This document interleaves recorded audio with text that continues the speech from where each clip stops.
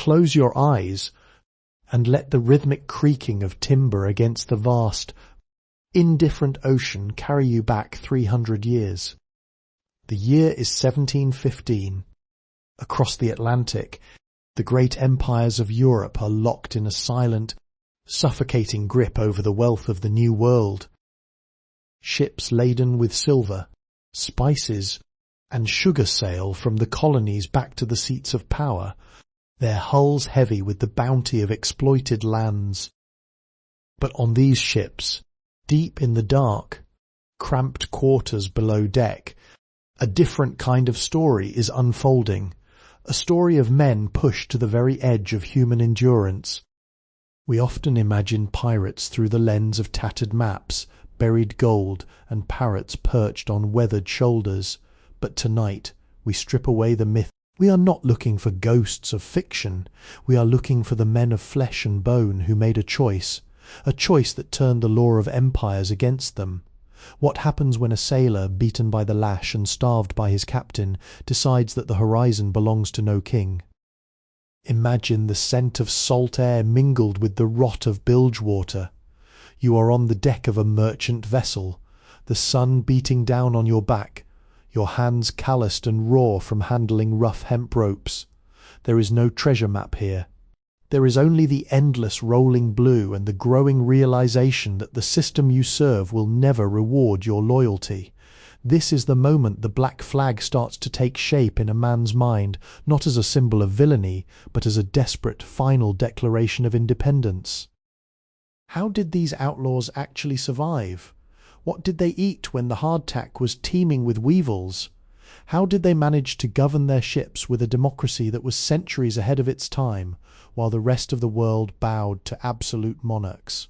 We are about to journey into the heart of the Golden Age of Piracy, not to witness battles, but to understand the heartbeat of the men who chose to live outside the boundaries of civilization.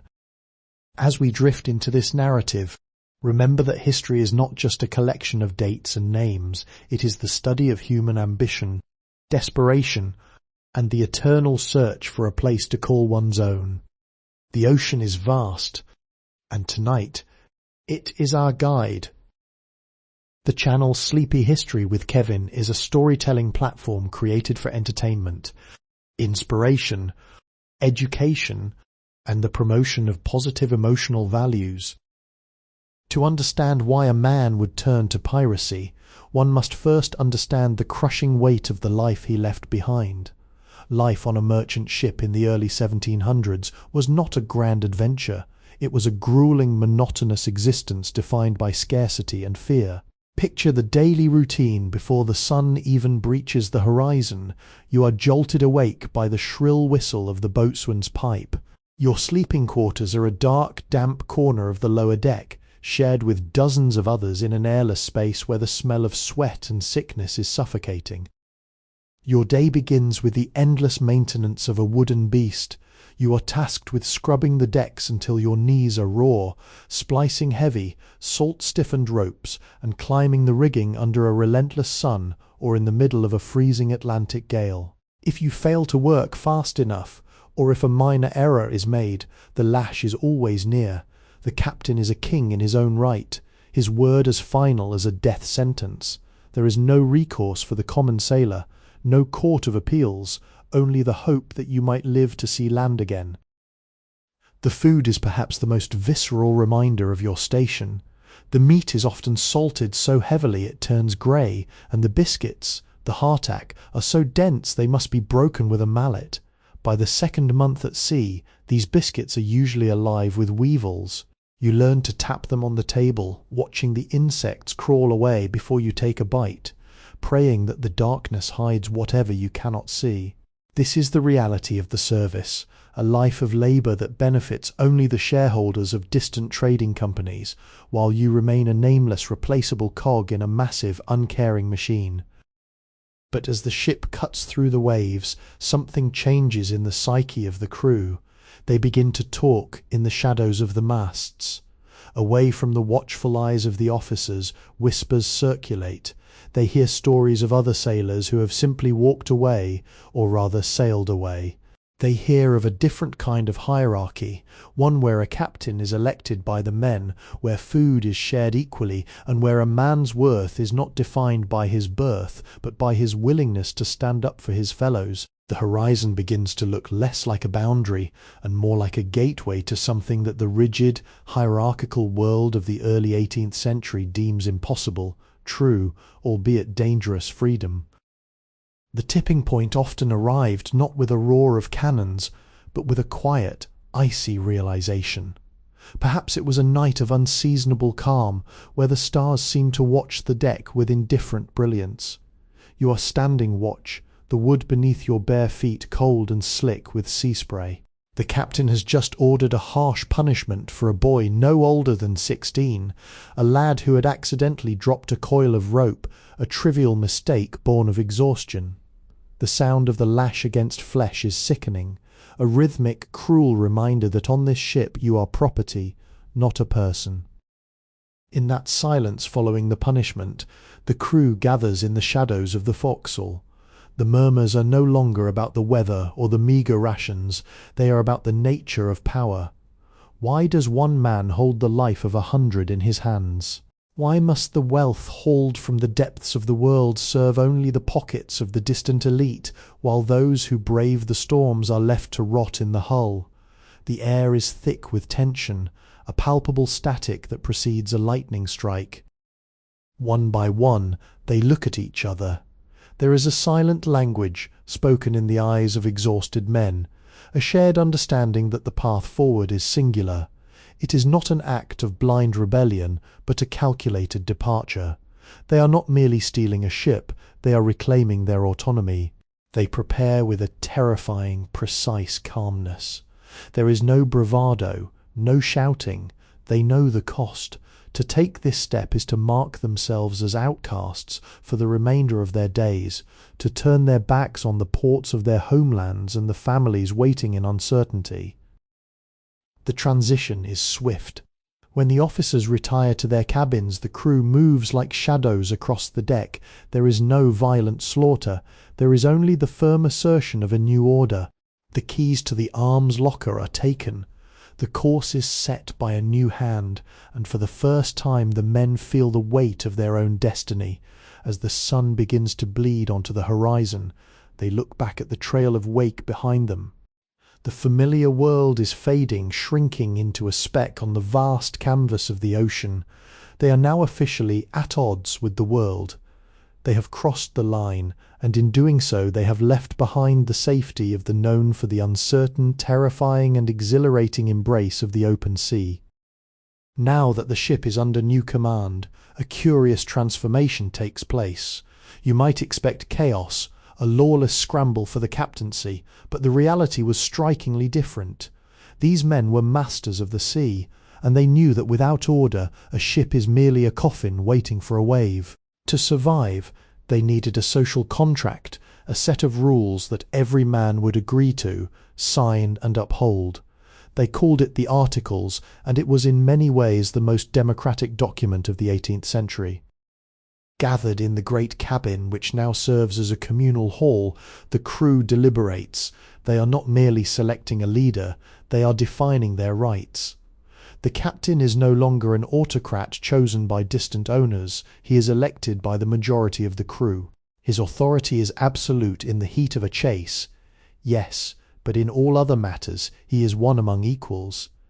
If he acts against the interests of the collective, he can be voted out just as easily as he was voted in. It is a system built on mutual respect and shared risk. The Articles themselves are remarkably specific. They mandate how plunder is to be divided, a set share for the captain, the quartermaster, and every member of the crew, including those who sustained injuries. There is even a rudimentary form of workers' compensation, a payout for those who lose a limb in service. They establish rules for behaviour, no gambling on board to prevent friction, lights out at a certain hour to maintain readiness, and the expectation that every man keeps his weapon clean and ready. It is a harsh code, but it is one they chose for themselves, and that distinction is everything. In this new society, The quartermaster holds power that acts as a check and balance against the captain. While the captain directs the navigation and the fighting, the quartermaster holds the keys to the stores and represents the voice of the crew. It is a system of checks and balances that would be recognized by modern political thinkers. Yet it was forged by outcasts on a wooden deck in the middle of the Caribbean. They weren't just fleeing the law, they were attempting, in their own desperate way, to create a world where their labour actually belonged to them. As the ship continues its journey, the men find a strange sense of peace in these rules. For the first time in their lives, they are not subjects, they are citizens of their own floating republic. All stories on this channel, Sleepy History with Kevin, are fictional, thoughtfully crafted around historical themes and inspired by real events, figures, and periods, reimagined for engaging storytelling. The content does not represent real individuals, actual events, documented cases.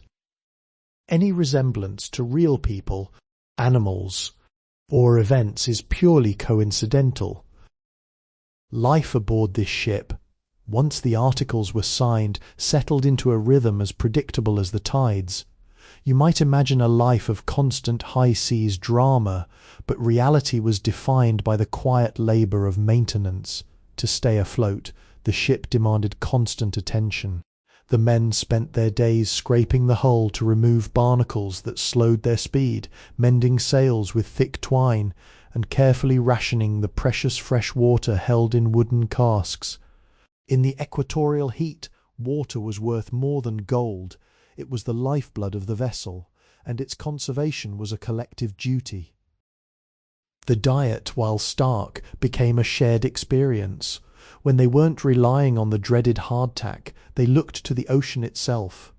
Fishing lines trailed behind the ship, pulling in mahi-mahi or bonito, which were prepared with whatever spices had been salvaged. There were moments of genuine camaraderie, the shared stories told in the glow of a lantern, the playing of a fiddle or a flute as the sun dipped below the horizon, painting the sky in hues of violet and burnt orange. In these moments, the divisions of the old world, the rank, the station, the expectations of the crown, simply dissolved. They were no longer subjects of a distant king, but individuals forged into a brotherhood by the vastness surrounding them. This life required a deep, almost spiritual connection to the environment. They learned to read the clouds, to predict the coming of a storm, to listen to the groaning of the timber, to sense the stress on the mast, and to trust the stars to guide them through the trackless void. It was an existence that demanded absolute presence. You could not afford to be distracted. If you have found yourself drifting away into this tale and enjoying this moment of historical immersion, please consider subscribing to the channel. By hitting that like button and becoming part of our community, you help us bring these quiet, detailed stories of the past to life, ensuring that history continues to find a home in your evening routine. Your support truly allows this ship of storytelling to keep sailing. Every day brought new challenges, yet every day was also a testament to human resilience. As the ship crested the swells, the men found a strange, quiet dignity in their independence. They lived according to the rhythms of the sea, far removed from the complex politics of London, Paris, or Madrid. They were, in their own way, free from the yoke of forced servitude, and free to chart their own course across the endless expanse of the world's waters. As the vessel pushed further into uncharted waters, the role of the navigator became the heartbeat of the ship. Without GPS, without satellites, without the modern comforts of instant location, the men relied entirely on the intersection of ancient knowledge and raw intuition. Navigation was a sacred duty, performed with a sextant, a compass, and an intimate understanding of the celestial clockwork above. At night, the sky became their map. They learned to identify the constellations, watching the North Star with a reverence that most people today have forgotten. There is a profound meditative silence that falls upon a ship when the winds die down and the sails hang limp against the masts. In these moments, the ocean is not a barrier, it is a mirror. You are suspended in a world of blue, where the line between the water and the sky vanishes into a hazy, shimmering horizon. For a pirate, someone who has deliberately stepped off the map of civilization, this silence can be daunting. It forces a man to confront the contents of his own mind. There are no distractions here, no noise of the city, no demands of the employer, only the slow, rhythmic roll of the ship and the occasional splash of a creature beneath the surface. This is where the true character of the crew was tested. The sea at rest is deceptive. It is a time for reflection, for patching the sails, and for the quiet maintenance of the ship's soul. They would spend hours polishing the brass, oiling the wooden blocks, and ensuring that every piece of rigging was sound. It was a practice of mindfulness long before the word became common. Each knot tied was an act of intent. Each stitch in the canvas was a promise to the future of the voyage. They learned the language of the wind. They could sense a shift in the air hours before the barometer began to drop, smelling the ozone in the breeze or noticing the subtle change in the colour of the waves. It was a sensory experience that turned these men into extensions of the ship itself. They didn't just sail the ocean, they lived in symbiosis with it. They were no longer trying to conquer the sea, as the colonial powers were, but were instead seeking to exist within it. This transition from conqueror to dweller was perhaps the most significant change in their lives. They were becoming part of the natural cycle, drifting across the globe, guided by the stars and the currents, finding a sense of belonging in a place that has no borders and claims no ownership. When the open sea became too perilous, or when the hull demanded a long overdue cleaning, the crew would seek out the hidden sanctuaries of the Caribbean. These were not the bustling ports of Kingston or Nassau, but remote emerald-green coves tucked away behind jagged coral reefs, invisible to the passing trade ships of the great navies. To enter these waters required a navigator's steady hand, threading the ship through narrow channels, where the water was so clear you could see the sand shifting on the seabed 20 feet below. Stepping ashore on these uninhabited islands felt like entering a world untouched by the heavy hand of history. The air here was heavy with the scent of wild jasmine and damp earth. For weeks the ship had been their entire universe, but now the solid ground beneath their feet provided a strange, grounding comfort. They would set up camp on the pristine white sand beaches under the canopy of towering palms that swayed in the trade winds. This was the pirate life that the histories often forget. The quiet weeks of foraging, hunting wild boars, and gathering tropical fruits. The social hierarchy of the ship would soften here. There was no need for the constant vigilance of the open water around the evening fires. The men would mend their clothes or sharpen their tools, speaking in low tones about the paths they had taken. They were acutely aware that they were trespassing on the edge of the known world. Every snap of a twig in the dense forest made them pause, a reminder that the world was still watching and that their freedom was fragile. Yet in this isolation they found a kind of paradise. They learned to tap fresh springs for water and to harvest coconuts and pineapples, supplementing their salted rations with the bounty of the land. It was a time of healing for the body and the mind. They would careen the ship, pulling it onto the beach at high tide, to scrape the barnacles and weed from the bottom, a task that required the collective strength and cooperation of every man on board. Working in the sun, knee-deep in the shallows, there was no resentment or fatigue, only the shared understanding that the ship was their lifeline. These hidden coves were the lungs of their existence. Without these pauses, the relentless pressure of the sea would have shattered their resolve. Here they could breathe, they could reflect on the choices that led them here, and they could look at the horizon with eyes clear of the salt spray and the fear of discovery. They were not just running from the law, they were learning how to exist in a world that didn't ask anything of them, a world where the only authority was the sun, the wind, and the turning of the tide. It was a rare, fleeting glimpse of what a different life could have been, a life lived in harmony with the wild, far from the reach of iron-fisted empires. The sea, for all its beauty, is a fickle master. There were times when the heavens turned bruised and angry, and the horizon vanished behind a wall of grey, mountainous water. A storm at sea is not merely an event, it is a test of the soul. The wind would scream through the rigging, a high-pitched, terrifying sound that seemed to mock the efforts of the men on deck. In those moments, the democracy of the ship became a matter of literal survival. There was no room for hesitation. Every man had to move in perfect synchronicity, hauling lines, reefing sails, and securing the hatches against the onslaught of the waves. Yet often it was not the gale that claimed the most lives, but the slow, silent rot of the body. Scurvy was the ever-present spectre, a cruel reminder of the limitations of their supplies. You would watch a shipmate, a man who had stood shoulder to shoulder with you in the heat of the Caribbean, slowly wither. His gums would swell, his strength would fade, and the light in his eyes would dim. Without fresh citrus or greens, the vitality of the crew was at constant risk. The empathy within the crew, however, was remarkable. Men who were hardened by life would spend hours carefully peeling a precious lime or sharing a sliver of whatever fruit they had managed to salvage, nursing their comrades back to health with a tenderness that contradicted their reputation as outlaws. In these quiet, desperate times, they became each other's doctors, nurses, and philosophers. They shared what little they had, believing that if one of them fell, the entire brotherhood suffered. It was a poignant reminder of our own need for connection. When you look back at these moments, you realize that their rebellion wasn't just against the law, but against the isolation that the society of their time forced upon the working class. They chose to suffer together rather than be forgotten alone.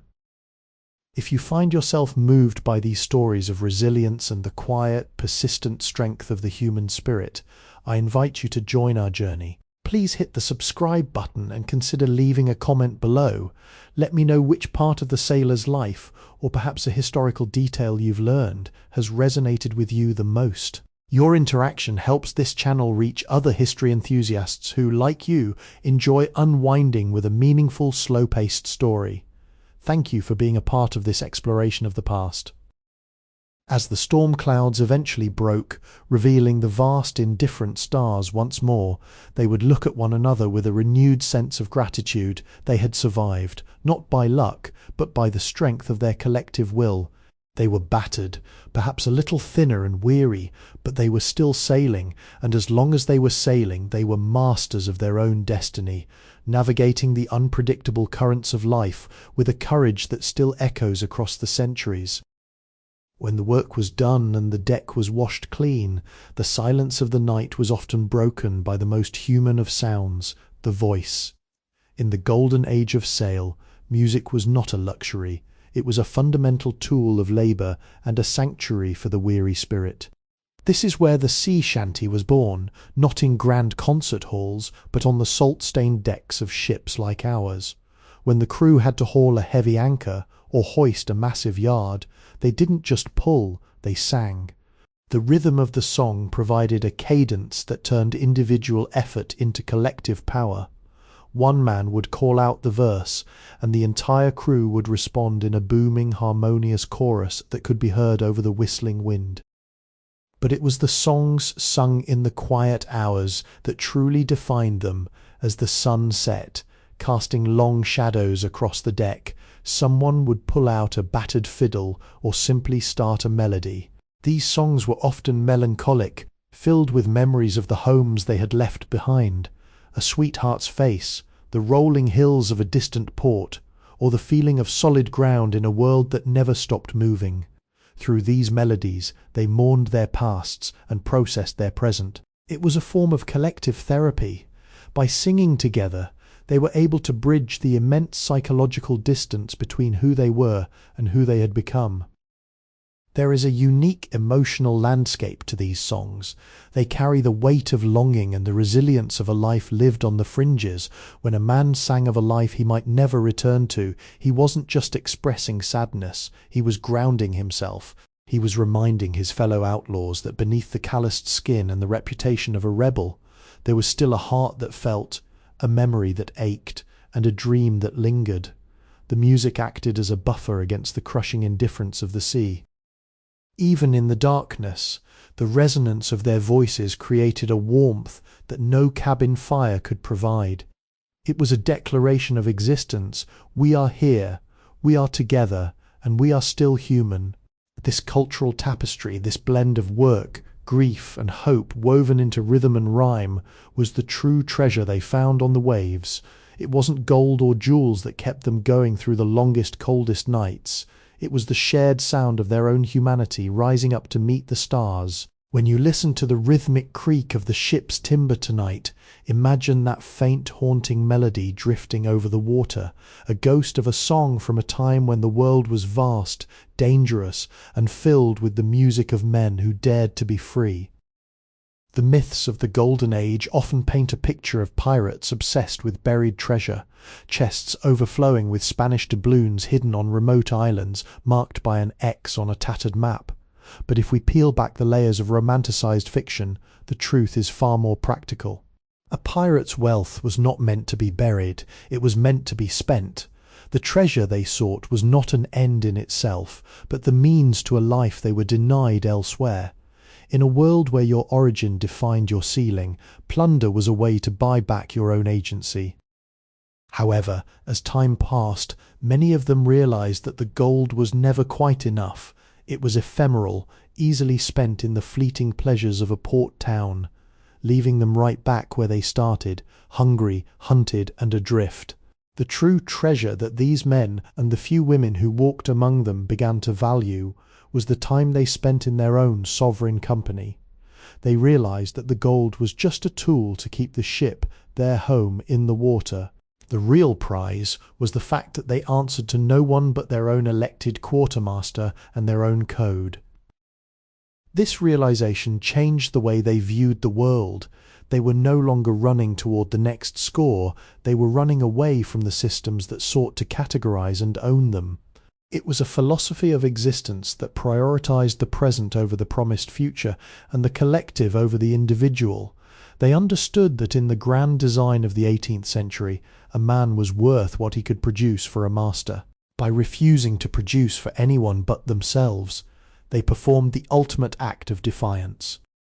If you have enjoyed this journey into the mindset of the Golden Age, please remember that your support is the wind in our sails.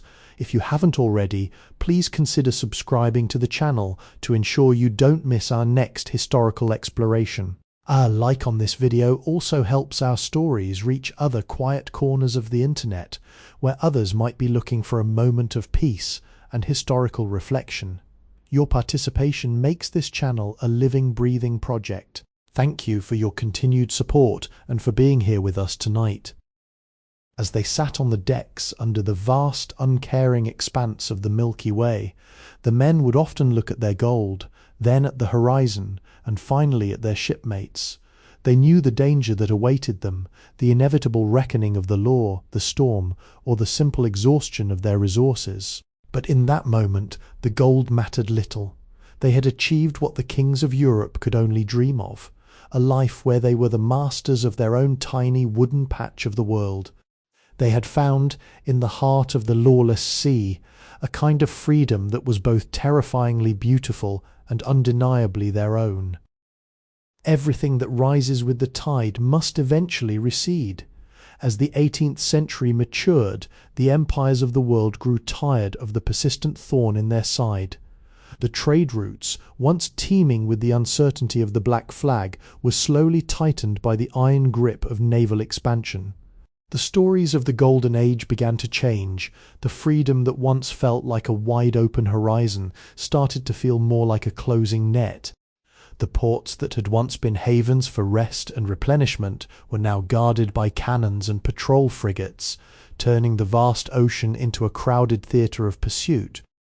One by one, the ships of the Brotherhood drifted away.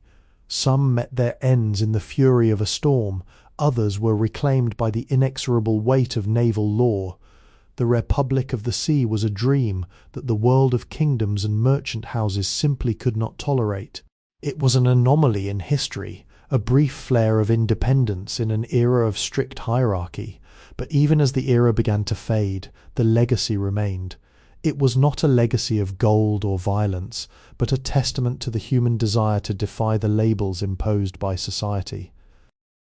The ships grew older, their timbers straining under the endless voyages, and the men, those who survived the battles, the scurvy and the storms, began to seek the quiet of land. You can almost picture them in their final years, sitting in a dim tavern on the edge of a quiet coastal town, eyes still searching the horizon as if waiting for a ship that would never return.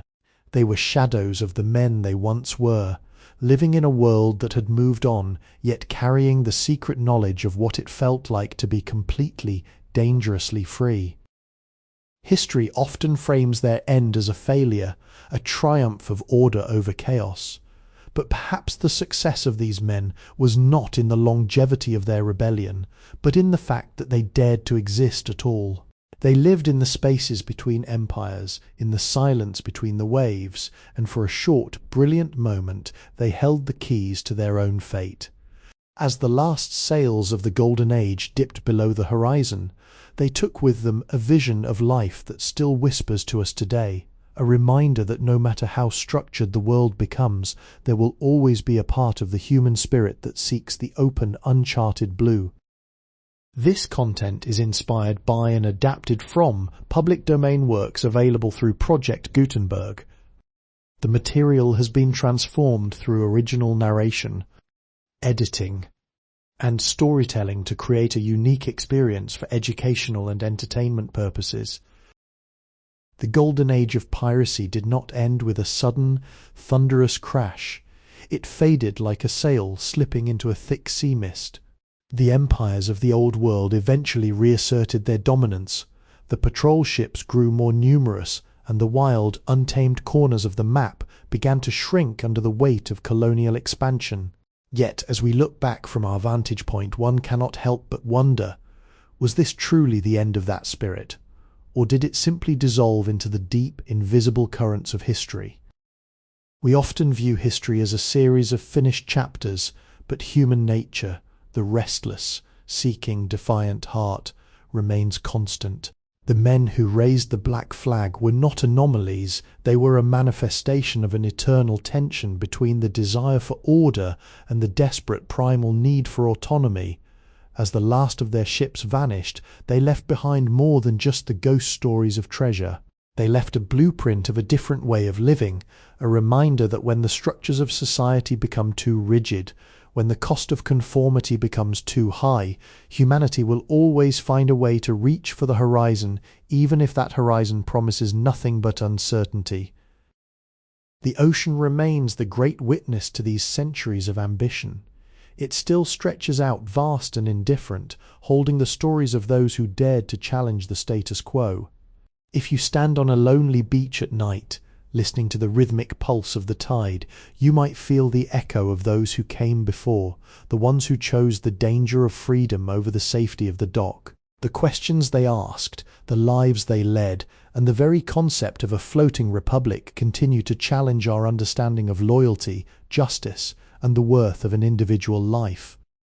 Perhaps the story of these outlaws is not about what they lost, or even what they gained. Perhaps it is about the quiet, persistent question that haunts every generation: to what extent are we the masters of our own destiny? The ships are gone, the wooden hulls have long since surrendered to the salt, and the maps have been redrawn 1,000 times. But the sea is still there, and the wind still whispers the same old song. The narrative of the human struggle for liberty is a long, winding voyage, and as one chapter fades into the shadows, we are left to watch the tides, wondering what other, yet to be told stories are being carried toward us from the edge of the world.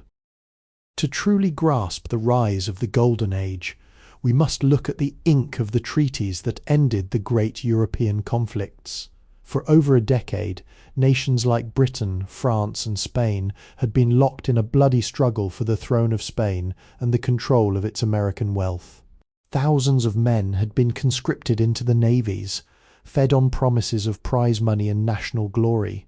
They had spent years mastering the arts of navigation, cannon fire, and ship handling in the name of their monarchs. They were the muscle and the mind of the imperial machine. But when the Treaty of Utrecht was signed in 1713, the world changed overnight, the wars ended, and the navies began to downsize. Suddenly, thousands of battle-hardened, desperate, and highly skilled sailors were cast out of the service without a pension, without prospects, and without the support systems they had been promised. They returned to ports like London or Bristol to find that their sacrifice had bought them nothing but poverty and unemployment.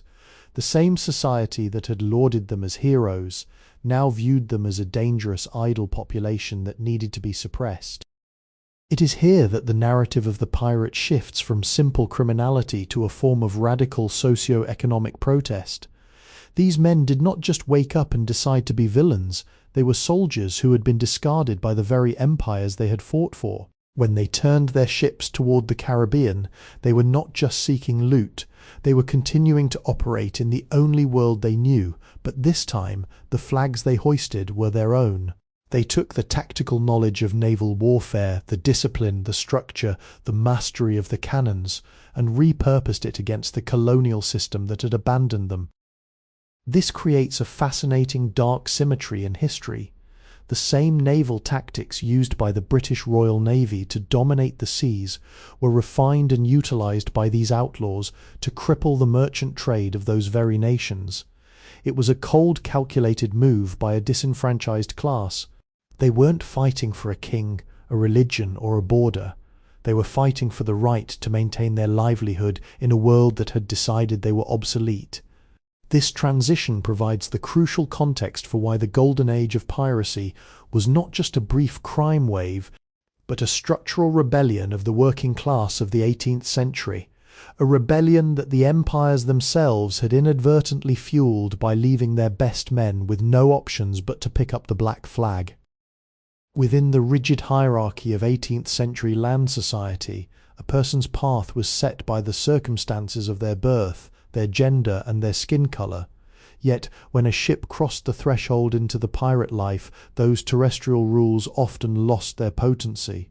In the cramped, humid confines of a pirate vessel, what mattered was not your pedigree or your social status back in Europe, but your ability to handle a line, to aim a musket, and to stand your ground when the wind began to howl. This environment fostered a level of integration that was decades, if not centuries, ahead of its time. Historical records, though often buried in the biases of the era's chroniclers, reveal that these ships were surprisingly multicultural. They were places where former enslaved people escaped indentured servants and sailors from every corner of the Atlantic, mixed in a precarious, shared existence. They were united by the common language of labour and the shared danger of their profession. It was a crucible of identity on land. These individuals might have been separated by insurmountable social barriers, but on the ocean they were simply shipmates. Even more striking is the presence of women who chose this life. Figures like Anne Bonny and Mary Red weren't merely anomalies, they were individuals who rejected the limited roles society carved out for them. To them, the pirate ship offered a rare, radical possibility, the chance to live, fight, and perhaps even die on terms that they had chosen for themselves. They adopted the dress and the duties of the crew, earning their place not through birthright, but through grit. Their presence serves as a profound historical reminder that the desire for freedom is not a gendered or racial pursuit. It is a fundamental human drive. This diversity was not motivated by idealistic social engineering, but by the pragmatic necessity of keeping a ship functioning in a world that wanted them dead. When you are hunted by the navies of the greatest powers on earth, you cannot afford to be picky about who stands beside you at the helm. You need the best, the bravest, and the most loyal, regardless of where they came from. In this way, the pirate ship became a microcosm of a society that the world outside could not yet comprehend, a place where the collective survival of the group took precedence over the prejudices that fueled the wars and economies of the shore. As they sailed through the trade winds, they carried with them not just stolen goods, but the unsettling realization that if they could live this way, then perhaps the world ashore didn't have to be quite so narrow. on the high seas, far from the reach of the magistrate's bench or the king's gallows, a unique form of justice evolved. When disputes arose among the crew over a share of the plunder, a breach of the articles, or a personal grievance, there were no lawyers to plead cases and no long drawn-out trials to delay a resolution. Instead, the pirate crew relied on a system of swift, transparent arbitration that was as cold and clear as the ocean itself. This was pirate justice, a mechanism designed to maintain the fragile harmony of a small, isolated community living under constant external threat. The quartermaster typically presided over these proceedings, acting as both judge and mediator, representing the collective interest of the men over the authority of the captain. If a sailor was accused of theft from a shipmate or of disrupting the peace, the entire crew would gather, often on the open deck.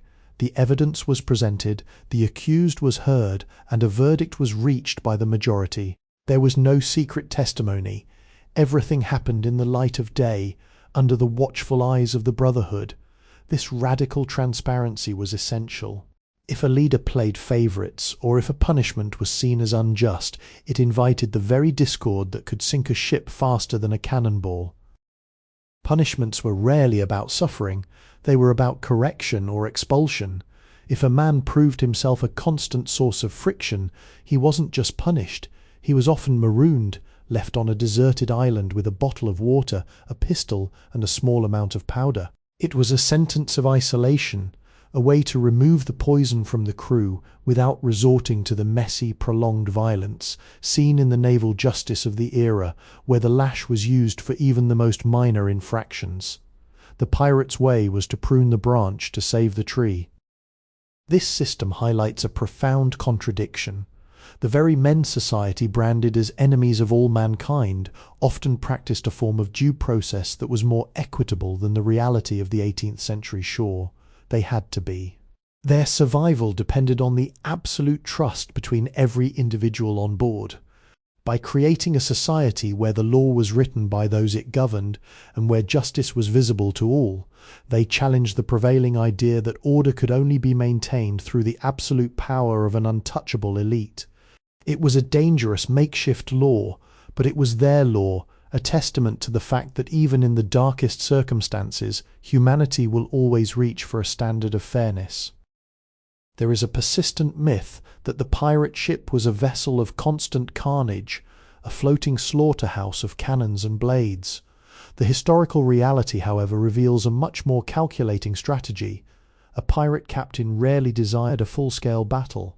Cannonballs were expensive, gunpowder was precious, and most importantly, a ship that was splintered by fire or sunk by a well-placed broadside was a ship whose cargo, the very reason they were there, would be lost to the depths. To a pirate, a fight was a failure of management. Their goal was not to destroy, it was to capture intact and profitable. This is where their mastery of psychological warfare came into play. The most powerful weapon in a pirate's arsenal was not the swivel gun or the cutlass. It was the reputation they cultivated. When a merchant ship spotted a black flag cresting the horizon, the psychological impact was immediate. The pirate captain would go to great lengths to ensure their arrival was as terrifying as possible. They would hoist their colours, fire a warning shot across the merchant ship's bow, and sometimes, if the captain was particularly theatrical, they would orchestrate a display of feigned madness or unrelenting ferocity.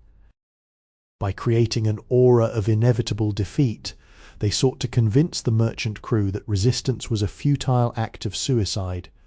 Their messages to captured captains were often crafted with a mix of bluster and terrifying promises: surrender, and your crew will be treated well. Resist, and the consequences will be severe. They played on the fear of the unknown, the fear of the barbaric pirate, to force a peaceful surrender. In many cases, the merchant crew, already exhausted and often poorly treated by their own officers, would choose to strike their colours without a single shot being fired. This was not a sign of cowardice on the part of the pirates, but a demonstration of cold tactical pragmatism. By avoiding a fight, they saved their own ship from damage, preserved their own crew from injury, and ensured the bounty remained pristine. It was a dance of intimidation, where the goal was to achieve total control with minimal bloodshed. This theatre of terror allowed them to navigate the dangerous waters of the Caribbean, sustaining their enterprise while sparing the lives that would have been sacrificed in a pointless exchange of fire. It reminds us that often the most effective conquerors are those who understand how to win the battle before the first weapon is even drawn. The vastness of the ocean might suggest isolation, but the life of a pirate was inextricably linked to a complex clandestine network of information that spanned the Caribbean and the American colonies. How did a pirate captain know exactly which merchant vessel was carrying a hold full of indigo or silver, and more importantly, when that ship was scheduled to depart? The answer lay not on the waves, but in the dim, smoke-filled corners of taverns in places like Port Royal, Nassau, or Charleston. These port towns were the nervous system of the maritime world. When a merchant ship docked, the sailors were the first to talk, gossiping about their cargo, their route, and the incompetence or cruelty of their captains. Within the shadow of these taverns, an unofficial intelligence network thrived. Pirates or their agents were always listening. They traded coins for secrets, turning every waterfront bar into an intelligence hub. A well-placed bribe to a disgruntled harbour master, or a friendly conversation with a docked crewman could provide enough data to plan an interception with surgical precision. This was the shadow economy of the Golden Age. It relied on a silent pact between the outlaws and the local populace, particularly those who felt disenfranchised by the rigid mercantile laws of the empires. In many ports, the arrival of a pirate ship was not seen as a threat, but as an economic boon. They spent money freely, traded goods at prices that bypassed the official customs, and provided an alternative to the stagnant trade enforced by distant authorities. Because of this, the local people were often complicit in protecting them, shielding their movements from the eyes of colonial governors and navy patrols. This network turned the ocean into a much smaller, more transparent space. The pirates were not just drifting aimlessly, they were navigating based on a constant stream of intelligence. They knew the patterns of the trade winds and the schedules of the merchant fleets. It was a sophisticated operation, fueled by the very people the empires sought to control. It underscores a fundamental truth about power. No matter how strong an empire is, it cannot hold a territory if the people within its ports are willing to look the other way. By turning these coastal communities into their own clandestine supporters, the pirates proved that their rebellion was not just a naval phenomenon, but a deeply embedded social and economic reality of the 18th century world. To thrive on the fringes of the law, a pirate captain had to be a master of nautical engineering. The majestic, multi-decked warships of the Royal Navy were designed for one purpose: to stand in a line and deliver massive broadsides of cannon fire. They were formidable, yes, but they were also cumbersome, slow to turn, and required deep water to maneuver. A pirate, by contrast, preferred the sloop, a smaller single-masted vessel with a shallow draft and a massive sail area. It was the sports car of the 18th century ocean. The genius of the sloop lay in its versatility. Because it sat low in the water, it could navigate through treacherous shoals, hide in narrow inlets, and slip into shallow lagoons where the towering warships of the empire could never follow. When the hunters from the navies grew too close, a pirate crew would simply head for the shallows, effectively vanishing into the maze of the Caribbean islands. It was a tactical advantage that nullified the superior firepower of their enemies. They didn't need to outgun the navies, they only needed to outrun and outmaneuver them. Moreover, the maintenance of these ships was a testament to the crew's resourcefulness. A ship is a living entity, and in the tropical waters the hull would quickly become coated in barnacles and shipworm, which could cut a vessel's speed by half. Every few months, the pirates would engage in careening, beaching the ship on a remote sandbar, cleaning the bottom, and reapplying a mix of tallow and sulphur to discourage marine life. It was backbreaking, Filthy work, usually performed under the blistering sun, but it kept their ships at peak performance. This technical mastery extended to the rigging and the sails. They were constantly modifying their ships, stripping away unnecessary weight to make them faster, and adding extra spars to carry more canvas. In an era where a knot of speed could be the difference between capturing a prize and being captured themselves, these modifications were a form of survival. They treated their vessels not just as tools, but as the extension of their own collective will. Every plank, every knot of rope, and every inch of sail was tailored for the pursuit of freedom. They proved that in the face of overwhelming force, the most effective weapon is often an intimate, obsessive understanding of one's own tools. It was a triumph of clever design over brute force, a hallmark of the pirate spirit that favored innovation over tradition. Living on the edge of the map meant that the pirate, by necessity, became a student of the natural world. Far from the sterile pharmacies of European capitals, a pirate ship was a laboratory of survival. When scurvy, fever, or the aftermath of a scuffle took their toll, they could not summon a physician. Instead, they turned to the island environments they inhabited, learning from indigenous peoples and observing the flora that thrived in the tropical heat. This knowledge, born of desperation, formed a rudimentary but vital branch of maritime medicine that saved countless lives. They discovered the properties of various plants, some acting as natural antiseptics, others as poultices for wounds or treatments for the relentless tropical fevers. They learned to identify the wild tobacco that could ease the pain of a jagged cut, and the bark of specific trees that could help soothe the aching joints of men broken by years of labor. This wasn't merely superstition, it was an empirical study of the ecosystem. By trial and error, they catalogued what the earth provided, creating a library of practical botanical knowledge that kept their crew in fighting or sailing form. There was a profound humility in this process. A man who had once been a common labourer, trained only to pull a rope or fire a cannon, now found himself an expert on the healing properties of forest roots. It shifted their relationship with the environment from one of mere exploitation to one of cautious observation. They began to see the islands not just as hiding spots, but as living pharmacies.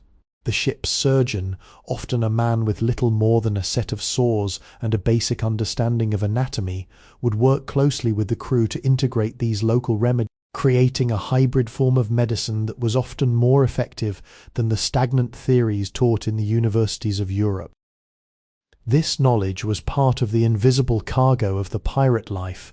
When they moved from one island to another, they carried these lessons with them, sharing them with other crews in the taverns and on the beaches.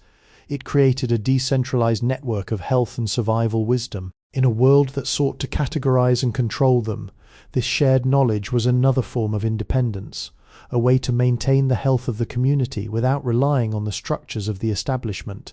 It is a reminder that the pirate spirit was not just about the freedom to act, but the freedom to know, to learn, and to adapt, proving that even in the most hostile circumstances, the human desire to understand and harness the natural world is a constant driving force. If you were to step into the galley of a pirate ship, you would be met with an olfactory reality far removed from the romanticized image of golden feasts. The staple of life at sea was not a choice, but a grim necessity: hardtack and salt meat. Hardtack, a dense, bone-dry biscuit made of flour and water, was the bread of the ocean. It was designed to last for months, but it was notoriously prone to infestation. Sailors often had to tap their biscuits against the wood to knock out the weevils before eating, or soak them in whatever liquid they could find to make them soft enough to chew. This was not a hardship unique to pirates. It was the standard diet for every sailor in the 18th century, from the highest-ranking naval officer to the lowest deckhand. However, the difference lay in the management of these rations. On a merchant or naval ship, the distribution of food was a rigid hierarchy, with officers eating fresh provisions while the crew withered on rotten salt beef. On a pirate ship, the distribution was democratized. If the ship was low on water or fresh produce, the captain and the cabin boy suffered equally. There was no officer's mess where better food was hoarded. To break the monotony and the degradation of their health, they became masters of fermentation and foraging. They would salt turtle meat to preserve it, pickle sea grapes, and hunt for whatever wildfowl nested on the cliffs of their hidden coves. Alcohol, too, played a complex role, not just for intoxication, but for purification. Water in wooden barrels quickly turned stagnant and algae-filled in the tropical heat. Mixing it with rum, lime juice, and sugar, an early iteration of grog, was a vital life hack, as the alcohol helped kill bacteria and the citrus provided the only defense against the creeping paralysis of scurvy. This diet was more than just sustenance. It was a visceral reminder of their place in the world. They were eating the scraps of the mercantile machine, yet there is a strange dignity in how they elevated these humble materials. The act of sharing a meal, even if it was just a bowl of watery stew and a piece of maggot-ridden bread, was a communal rite. It reinforced the bond of the crew. When you are eating the same meagre rations, facing the same hunger, and relying on the same ingenuity to make the food palatable, you are not just a group of employees on a ship. You are a family bound by the shared adversity of the open sea. It was a culinary defiance, a way of proving that even with the simplest, most discarded ingredients, they could survive on their own terms. The life of a pirate was defined by the relentless shadow of the gallows, by the legal standards of the 18th century. They were not merely criminals, they were hostis humani generis, enemies of all mankind.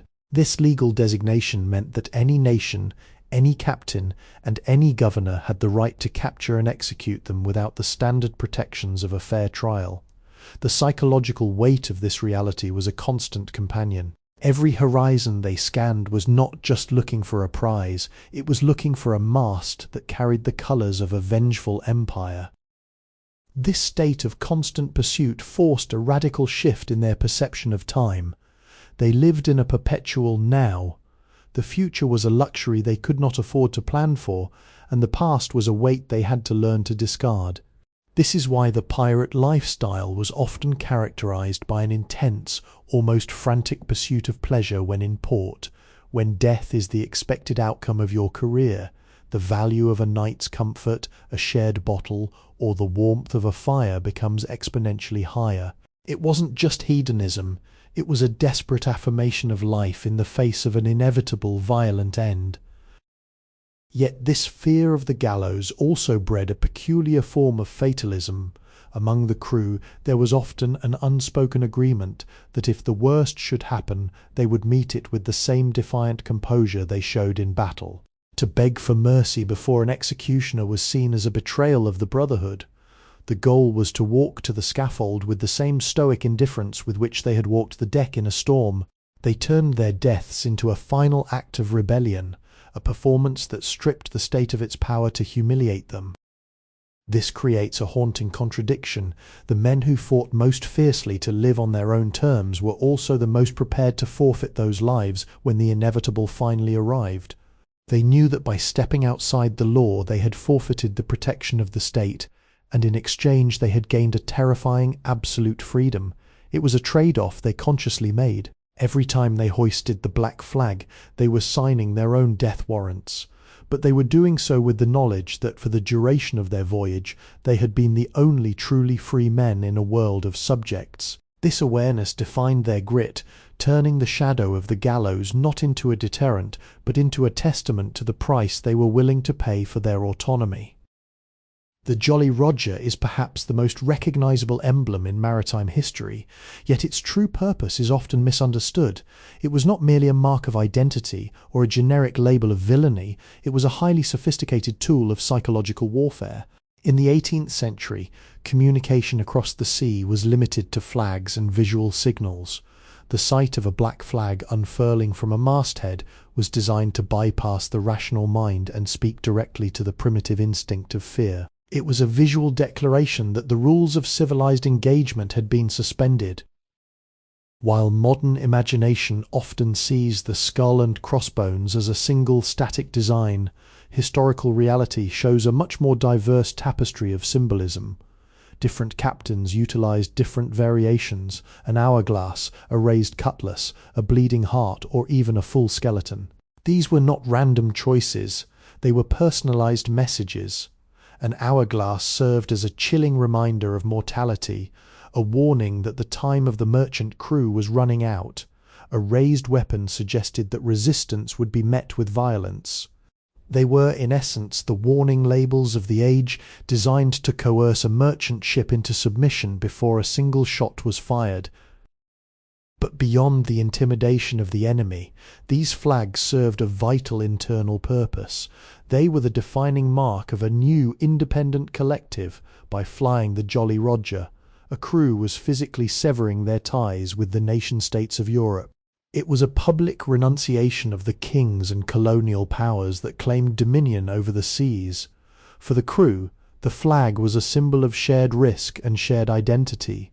It reminded them that they were no longer parts of a state-run machine, but members of an autonomous community. To serve under that flag was to accept that you were an outcast in the eyes of the law, but a free agent in the eyes of the sea.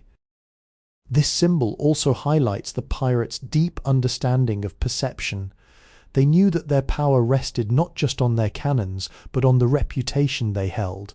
They understood that a flag could achieve what a broadside could not: the immediate psychological collapse of their target. They manipulated symbols with the same precision they used to navigate the trade winds. By turning the skull, the universal symbol of death, into their banner, they essentially claimed death as their ally. They were telling the world that they had already walked through the valley of the shadow of death, and thus they had nothing left to fear.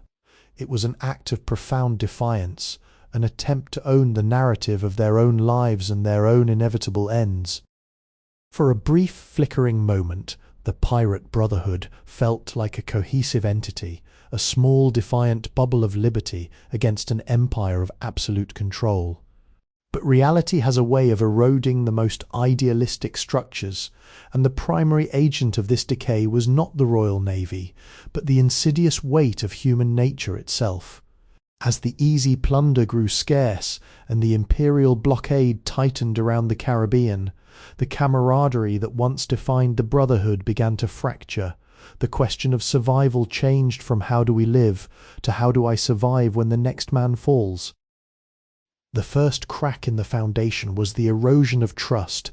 In the early days, the articles, the written agreements that governed the crew, were held with religious fervour. But when a ship went weeks without a prize, and the rations dwindled to mere crumbs of mouldy hardtack, the idealism of equality began to feel like a heavy burden. The democratic vote, once the bedrock of their legitimacy, became a tool for scapegoating. Suspicion spread through the lower decks like a fever. A man who whispered too quietly, a quartermaster who hoarded an extra cup of water, or a gunner who looked too longingly at the horizon, these became the new targets of a crew desperate to blame their misfortune on someone, anyone. This led to a dark evolution in the culture of these ships, the rise of internal paranoia. The open atmosphere that characterized their justice system hardened into something more ruthless. What was once justice became a justification for purging those deemed unproductive or disloyal. It was a mirror held up to the very systems they had fled. The same suspicion and brutality that fueled the merchant fleets now seeped into the pirate vessels. They found themselves replicating the hierarchies of fear they had initially set out to escape. The ship was no longer a sanctuary of freedom, but a pressure cooker of dwindling hope. The irony of this collapse was that it was fueled by the very autonomy they cherished. Without a sovereign, without a law higher than the ship's own articles, there was nothing to anchor them when the storms of hardship struck. They had achieved their goal of being masters of their own fate, only to discover that when that fate turned sour, they had no one to blame but themselves. It is a sobering lesson in the fragility of self-governance. The struggle was no longer against the governors of London or the fleets of France. It was a struggle against the entropy of their own community. As the morale withered, the Jolly Roger lost its shine, and the Brotherhood, once bound by the promise of a shared horizon, began to realize that their greatest enemy was not the law, but the creeping silence of their own dwindling belief. The fall of the Pirate Brotherhood did not happen all at once. It was a slow, agonizing unraveling of the legends who had once held the Atlantic in their grip. Figures like Blackbeard, Bartholomew Roberts, and Charles Vane were not merely sailors, they were archetypes of rebellion. But as the blockade intensified and the gallows began to claim more victims, these men found that their reputation had become a cage. They were trapped by the myth of their own invincibility. A captain who had once been a symbol of defiance now had to maintain an impossible standard of terror and charisma to keep a fractious, hungry crew from turning against him. The psychological toll was immense. Imagine the weary, bloodshot eyes of a captain who has spent years on the run, knowing that every sail on the horizon could be his final encounter. The swagger that defined them in their prime faded into a cold, hyper-vigilant insomnia. They were no longer the architects of their own fate, they were prisoners of their own notoriety. The empires they had challenged had placed a price on their heads so high that even their own quartermasters or closest confidants began to look at them with the calculating gaze of men who knew exactly how much a head was worth in gold. This betrayal from within was the final blow to the pirate identity. The brotherhood was built on the premise that they were all in this together, sharing the risk and the reward. When the rewards dried up, the risk became a solitary burden. We see this in the final days of many prominent pirates, their crews deserting under the cover of night, their ships being sold out to naval officers for a pardon, or their own lieutenants orchestrating a coup to claim the bounty themselves. The romanticized notion of pirate loyalty proved to be no match for the base human instinct to survive at any cost.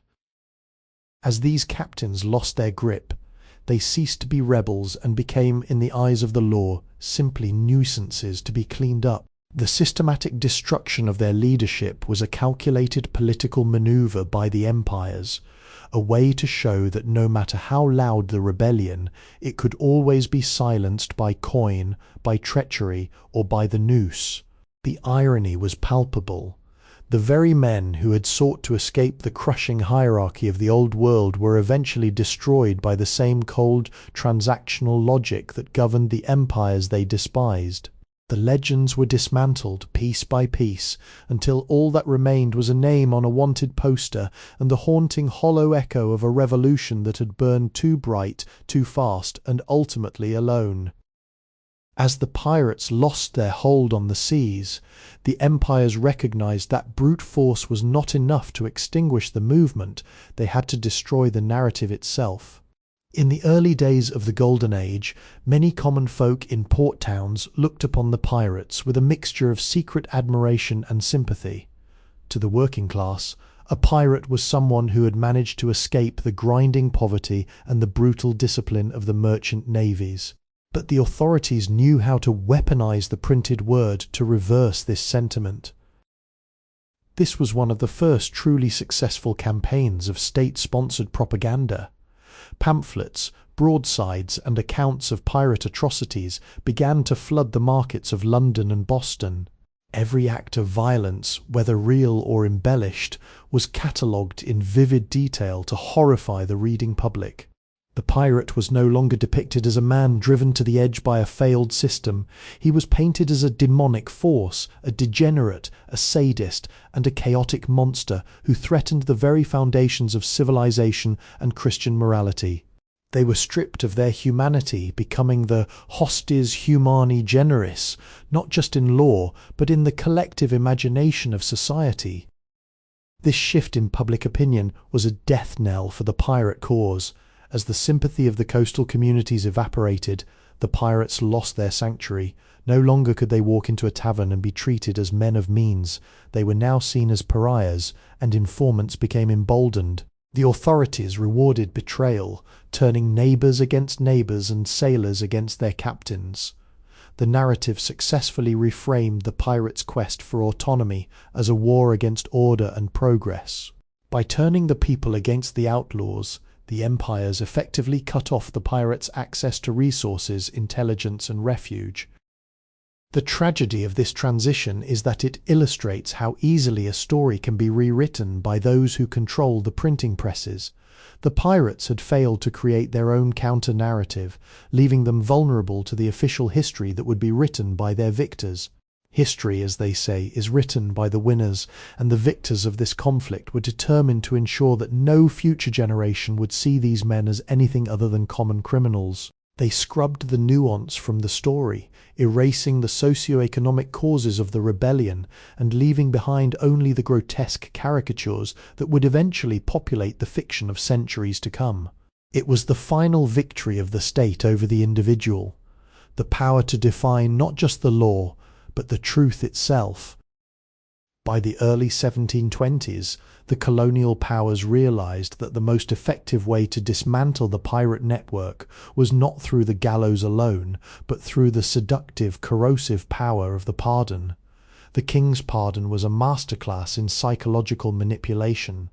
It offered a clean slate to any pirate who turned themselves in by a certain date. It was designed to sow the seeds of profound distrust within the tight-knit crews.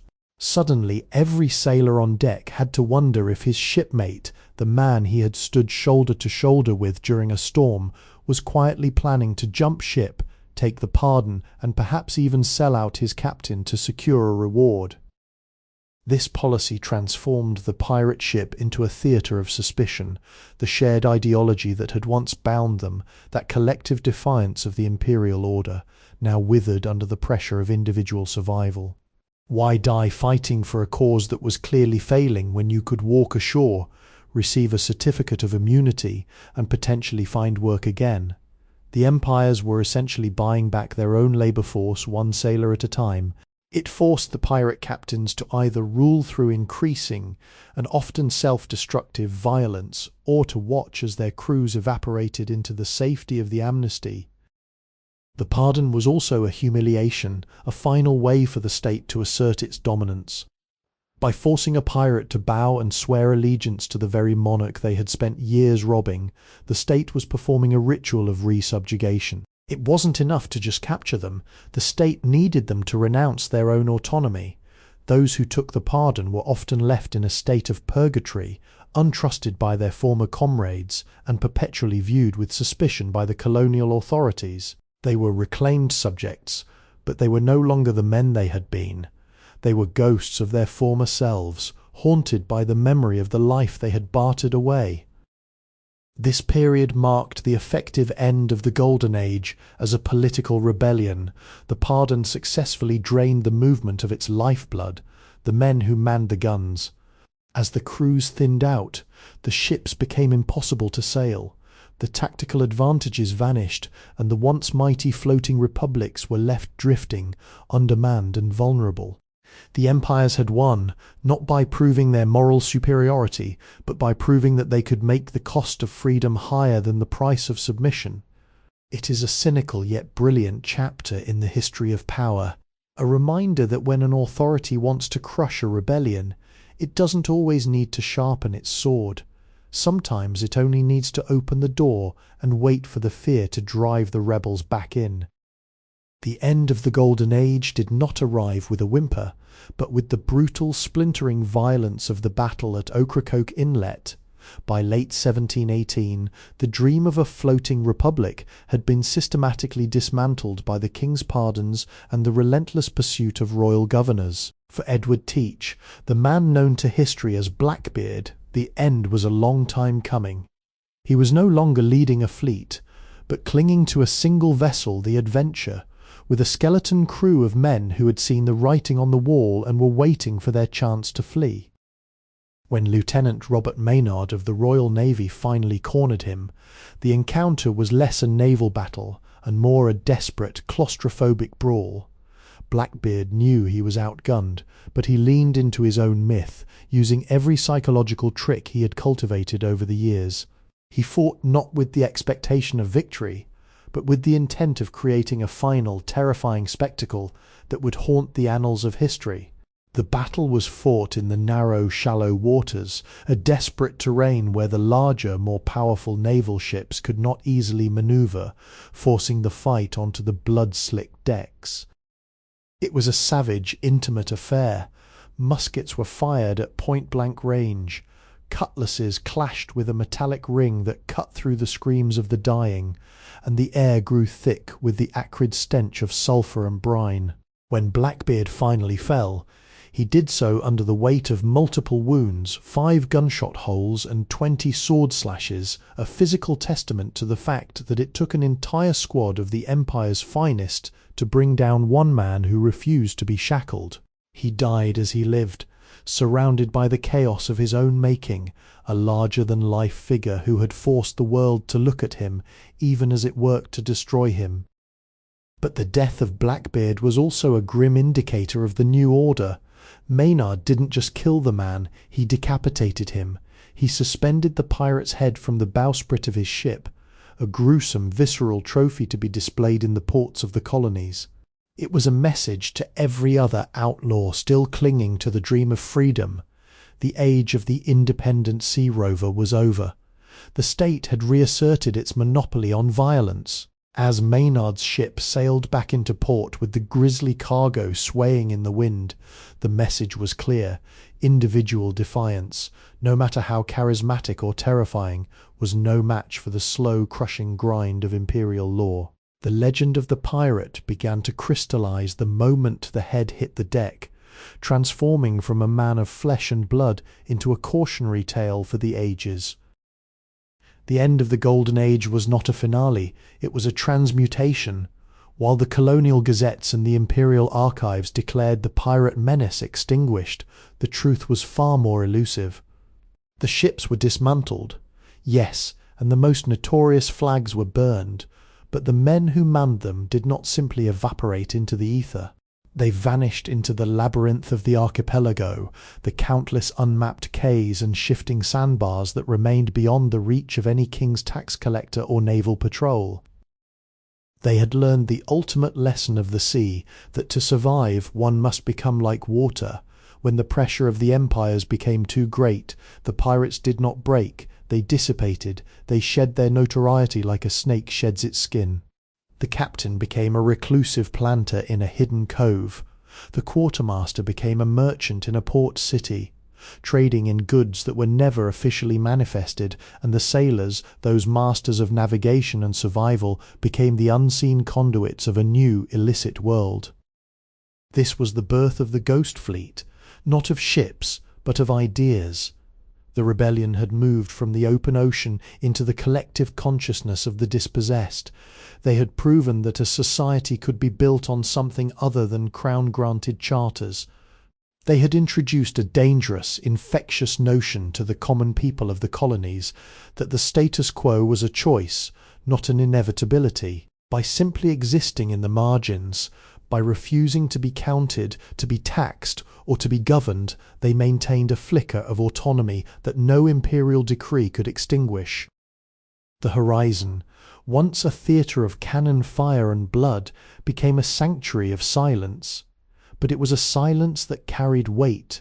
These survivors, the keepers of the old codes, watched as the empires grew, as the bureaucracy tightened its grip, and as the world began to move toward an age of iron and steam. They knew that the systems of the shore were inherently fragile, that they relied on the complicity of the governed. And so they waited. They became the keepers of the forbidden maps and the architects of a clandestine network that operated in the shadows of the trade routes. The Jolly Roger was lowered, but the spirit of the unbound did not depart with it. It migrated deep into the reefs and the forgotten ports, transforming into something far more dangerous to the establishment, a living memory of freedom. As the sun set on the era of the great pirate fleets, it rose on something far more persistent. The tide hadn't gone out for good, it had merely receded, leaving behind a shore that was forever changed. The real story was no longer about the men who fought the empires, it was about the men who outlasted them, and on the far edge of the horizon, where the sea meets the sky, a new, quieter movement began to stir, one that would never be recorded in any king's ledger. History has a habit of recording the death of movements, but it rarely documents how those movements seep into the soil and transform into something else. The Golden Age of Piracy officially ended with the hangman's noose and the amnesty papers, but the men and women who survived, the ones who didn't take the pardon, or who found the life of a reclaimed subject unbearable, did not simply vanish. They became the ghosts of the Atlantic. They retreated into the margins of the map. Some faded into the forgotten islands of the Caribbean, blending into the local populations, trading their cutlasses for farming tools, yet keeping the secrets of the sea routes locked in their memories.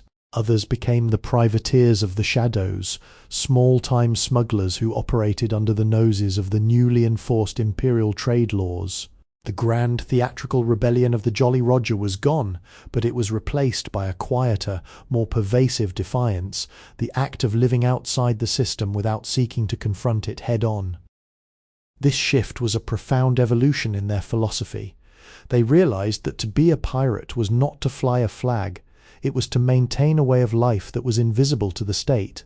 They became the conduits of unauthorized information, the guides for those looking to disappear from the official records, and the architects of a clandestine economy that persisted long after the naval patrols stopped hunting them. The pirate became an idea, a mindset that existed in the cracks of the rigid imperial architecture. This is where the story truly opens up. The end of the organized pirate fleets meant the beginning of an underground culture that spanned generations.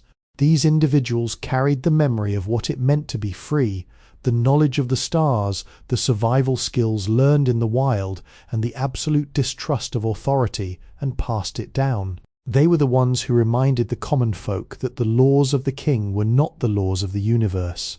In a strange twist, the empires had destroyed the ships, but they had failed to kill the insurgency of the spirit.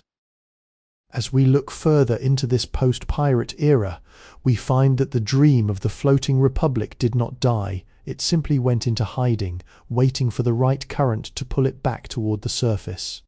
The sea, once the stage for their battle, now became the veil for their survival.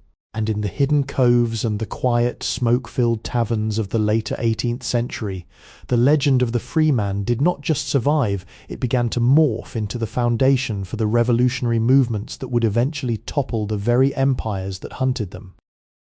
With the collapse of the pirate fleets, the Caribbean was no longer a battlefield, it became a web. The legendary captains were dead or retired, but the infrastructure they built, the secret coves, the untraceable supply lines, and the contacts within port cities remained. This was the Shadow Network. It wasn't led by a charismatic pirate king, but by a decentralized collective of smugglers, shipwrights, and escaped laborers who understood the geography of the islands better than any colonial governor.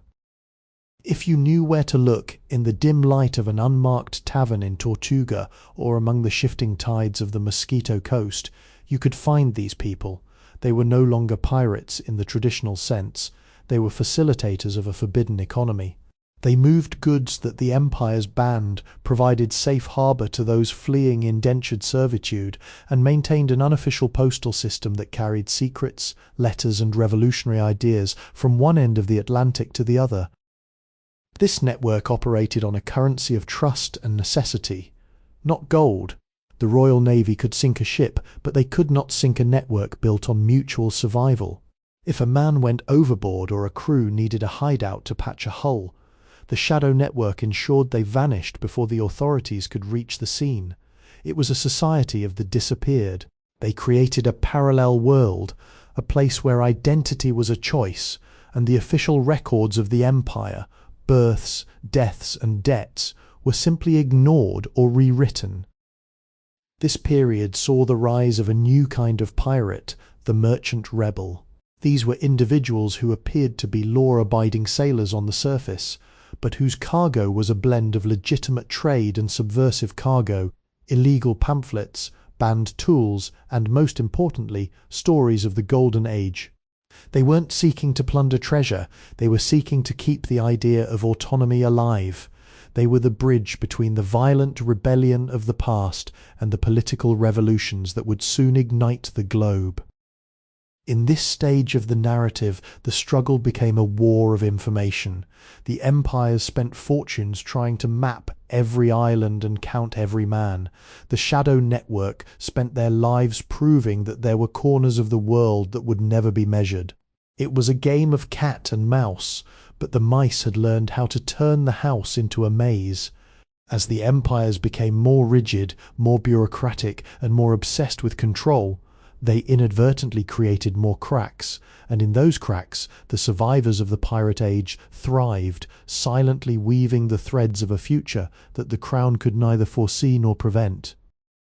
Elias Thorne stood on the sun-baked docks of Kingston, his hands calloused from years of gripping a ship's wheel, now seemingly occupied with the mundane task of inspecting crates of nutmeg and cloves.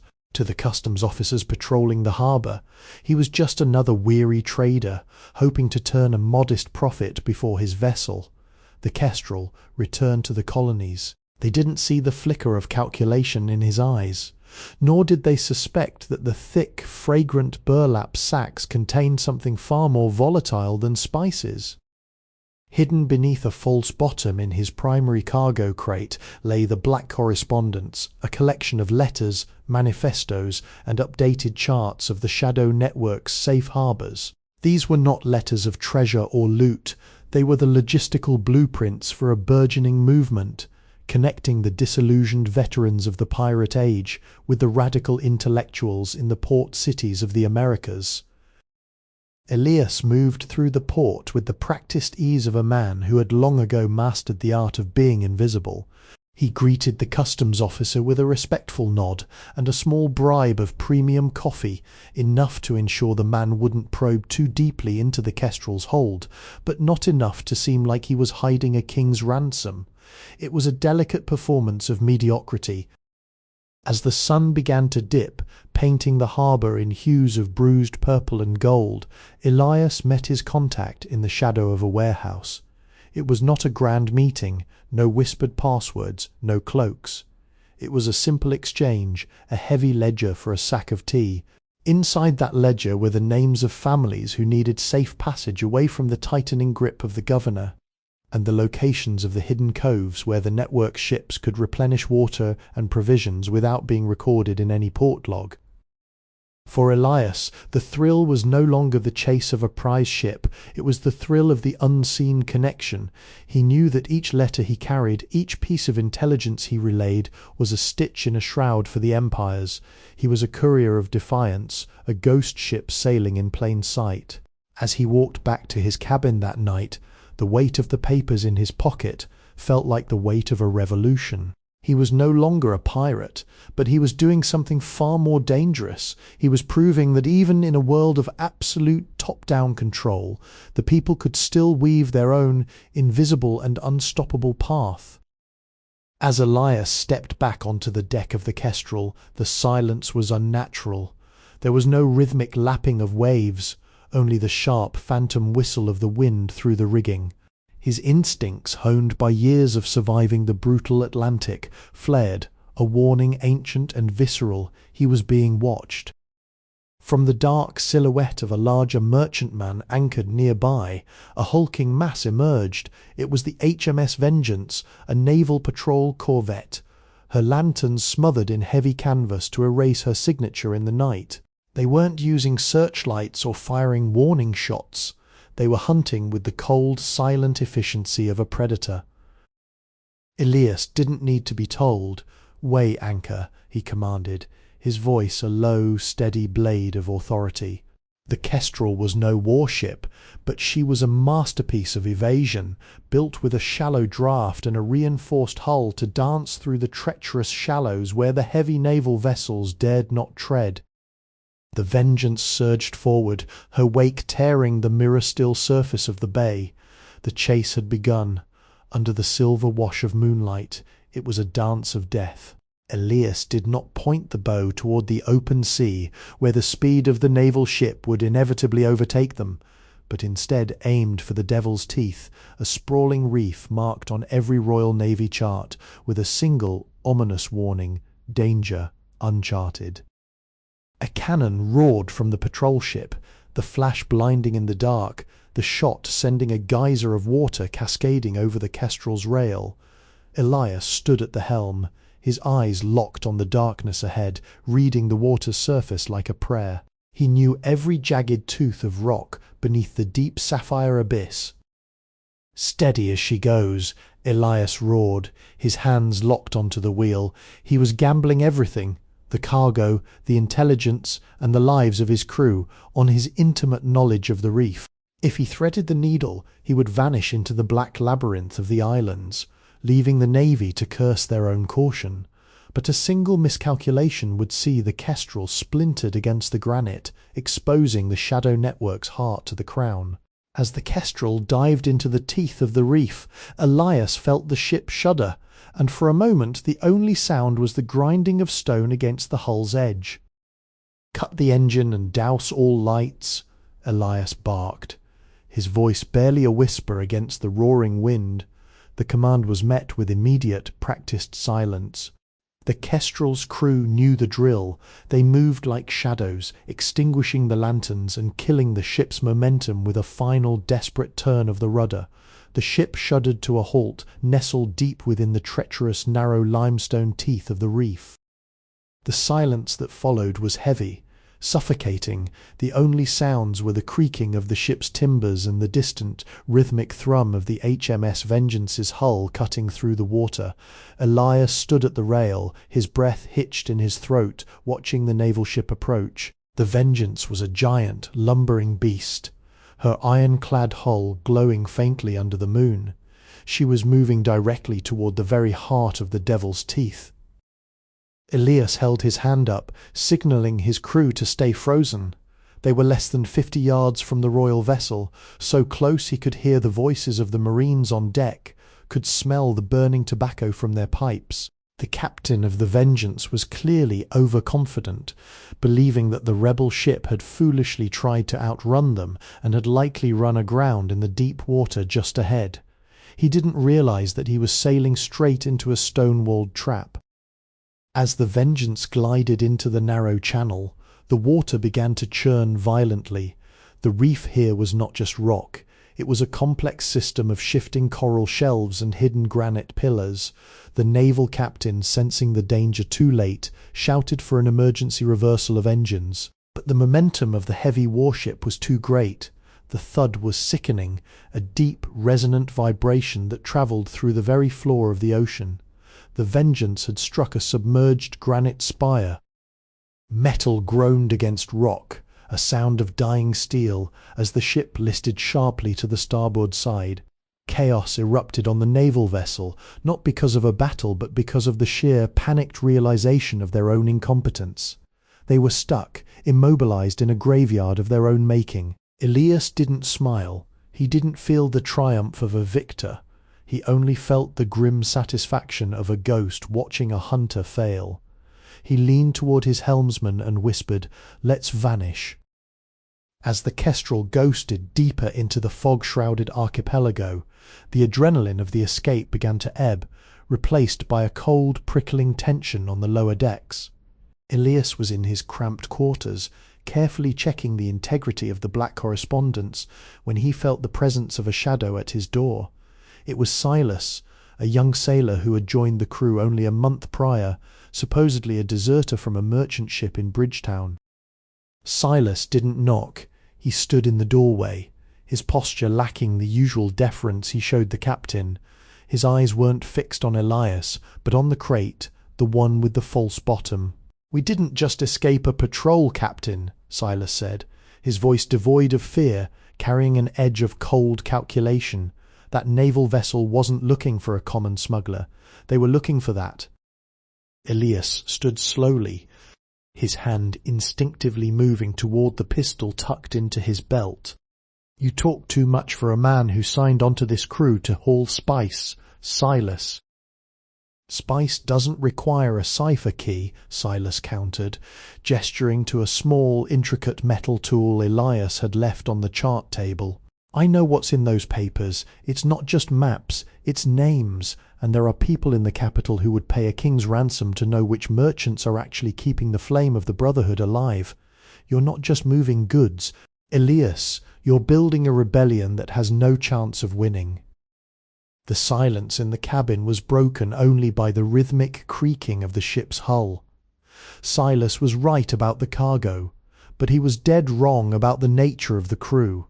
They weren't just sailors, they were the remnants of a broken, desperate era, and they protected their own with a ferocity that civilized men could never understand. Elias realized then that his biggest threat wasn't the Royal Navy, it was the rot spreading from within. "You've been asking the wrong questions, Silas," Elias said, his voice dropping to a dangerous low hum. "And on this ship, curiosity is a commodity that costs more than any sailor can afford to pay." He took a step forward, the lantern light casting long distorted shadows against the bulkhead. The air in the room grew heavy, the line between a captain and a traitor drawn in the encroaching dark.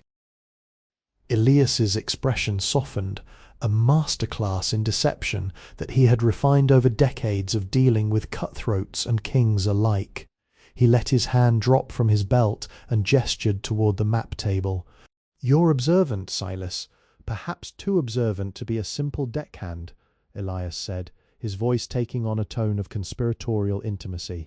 "If you know what's in those papers, you know that the price on this cargo is higher than any man could spend in a lifetime. Why settle for a bounty when you could be a partner?" Silas blinked, the cold calculation in his eyes momentarily replaced by a flicker of greed. He stepped into the room, abandoning his defensive stance. "I'm listening," he muttered, glancing at the cabin door to ensure they were alone. "The intelligence isn't going to the capital," Elias lied, weaving a story as intricate as a spider's web. "It's going to a private buyer in Tortuga, an old contact who's looking to shift his influence. I need someone to confirm the delivery and ensure the payment is secured in gold, not in promises. If you help me land this deal, you get a third, enough to buy your own ship and leave the Brotherhood behind for good." It was a classic ploy, feed the traitor's ego and give him a stake in the lie. Silas nodded, his posture relaxing as he envisioned a future far removed from the constant vigilance of the shadow network. He revealed more than he intended, letting slip that he was in contact with a colonial informant via a dead drop point in the upcoming port of St. Kitts. Elias kept his face neutral, but his mind was racing. He now knew how the information was leaking and who the link was. As Silas left the cabin, believing he had outmaneuvered his captain, Elias locked the door and pulled out his ledger. He began writing a false set of coordinates and a coded message, a trap specifically designed for the informant waiting in St. Kitts. He wasn't just going to dispose of a traitor. He was going to use him to feed the Navy false intelligence that would lead them miles away from the true hub of their network. The ship sailed on through the mist, but for the first time, Elias felt a dark sense of satisfaction. The traitor had become his most effective weapon. St. Kitts was a bustling hive of colonial industry, a place where the scent of boiling molasses masked the smell of rot and secrets. As the Kestrel docked, Elias maintained his performance, giving Silas his instructions and a heavily sealed, forged packet of documents. He watched from the shadows of the quarterdeck as Silas slipped onto the pier, heading straight for the pre-arranged meeting point, a dilapidated warehouse on the edge of the merchant district. But the streets of St. Kitts were never as empty as they seemed. Before Silas could reach the warehouse door, the heavy iron bolt of the structure slid open, not to admit him, but to eject a bruised and bloodied figure. Silas froze, his hand dropping to the hilt of his knife. From the darkness of the warehouse, 3 men emerged. They were not naval officers, nor were they the common thugs Elias had expected. These men moved with the distinct predatory grace of men who had spent years hunting on the high seas. They were the Remnant, a splinter faction of the old pirate crews, who had refused both the pardon and the shift toward clandestine smuggling. While Elias and his network sought to influence the future, the Remnant clung to the violent, bloody glory of the past. They didn't want information, they wanted the Kestrel. They had seen Silas's movements for weeks, tracking his back and forth between the ship and the shore, and they had decided to cut the middleman out entirely. Elias, watching through his spyglass from the Kestrel, felt his blood run cold. They had Silas, and with him they had the keys to the warehouse and potentially the location of the Kestrel's secret supply cache. If these men interrogated Silas and learned of the Shadow Network's hierarchy, the entire structure Elias had spent years protecting would be torn down in days. The three men dragged a struggling Silas into the shadows of a nearby alleyway. The trap Elias had so carefully set had been dismantled by an external, much more dangerous force.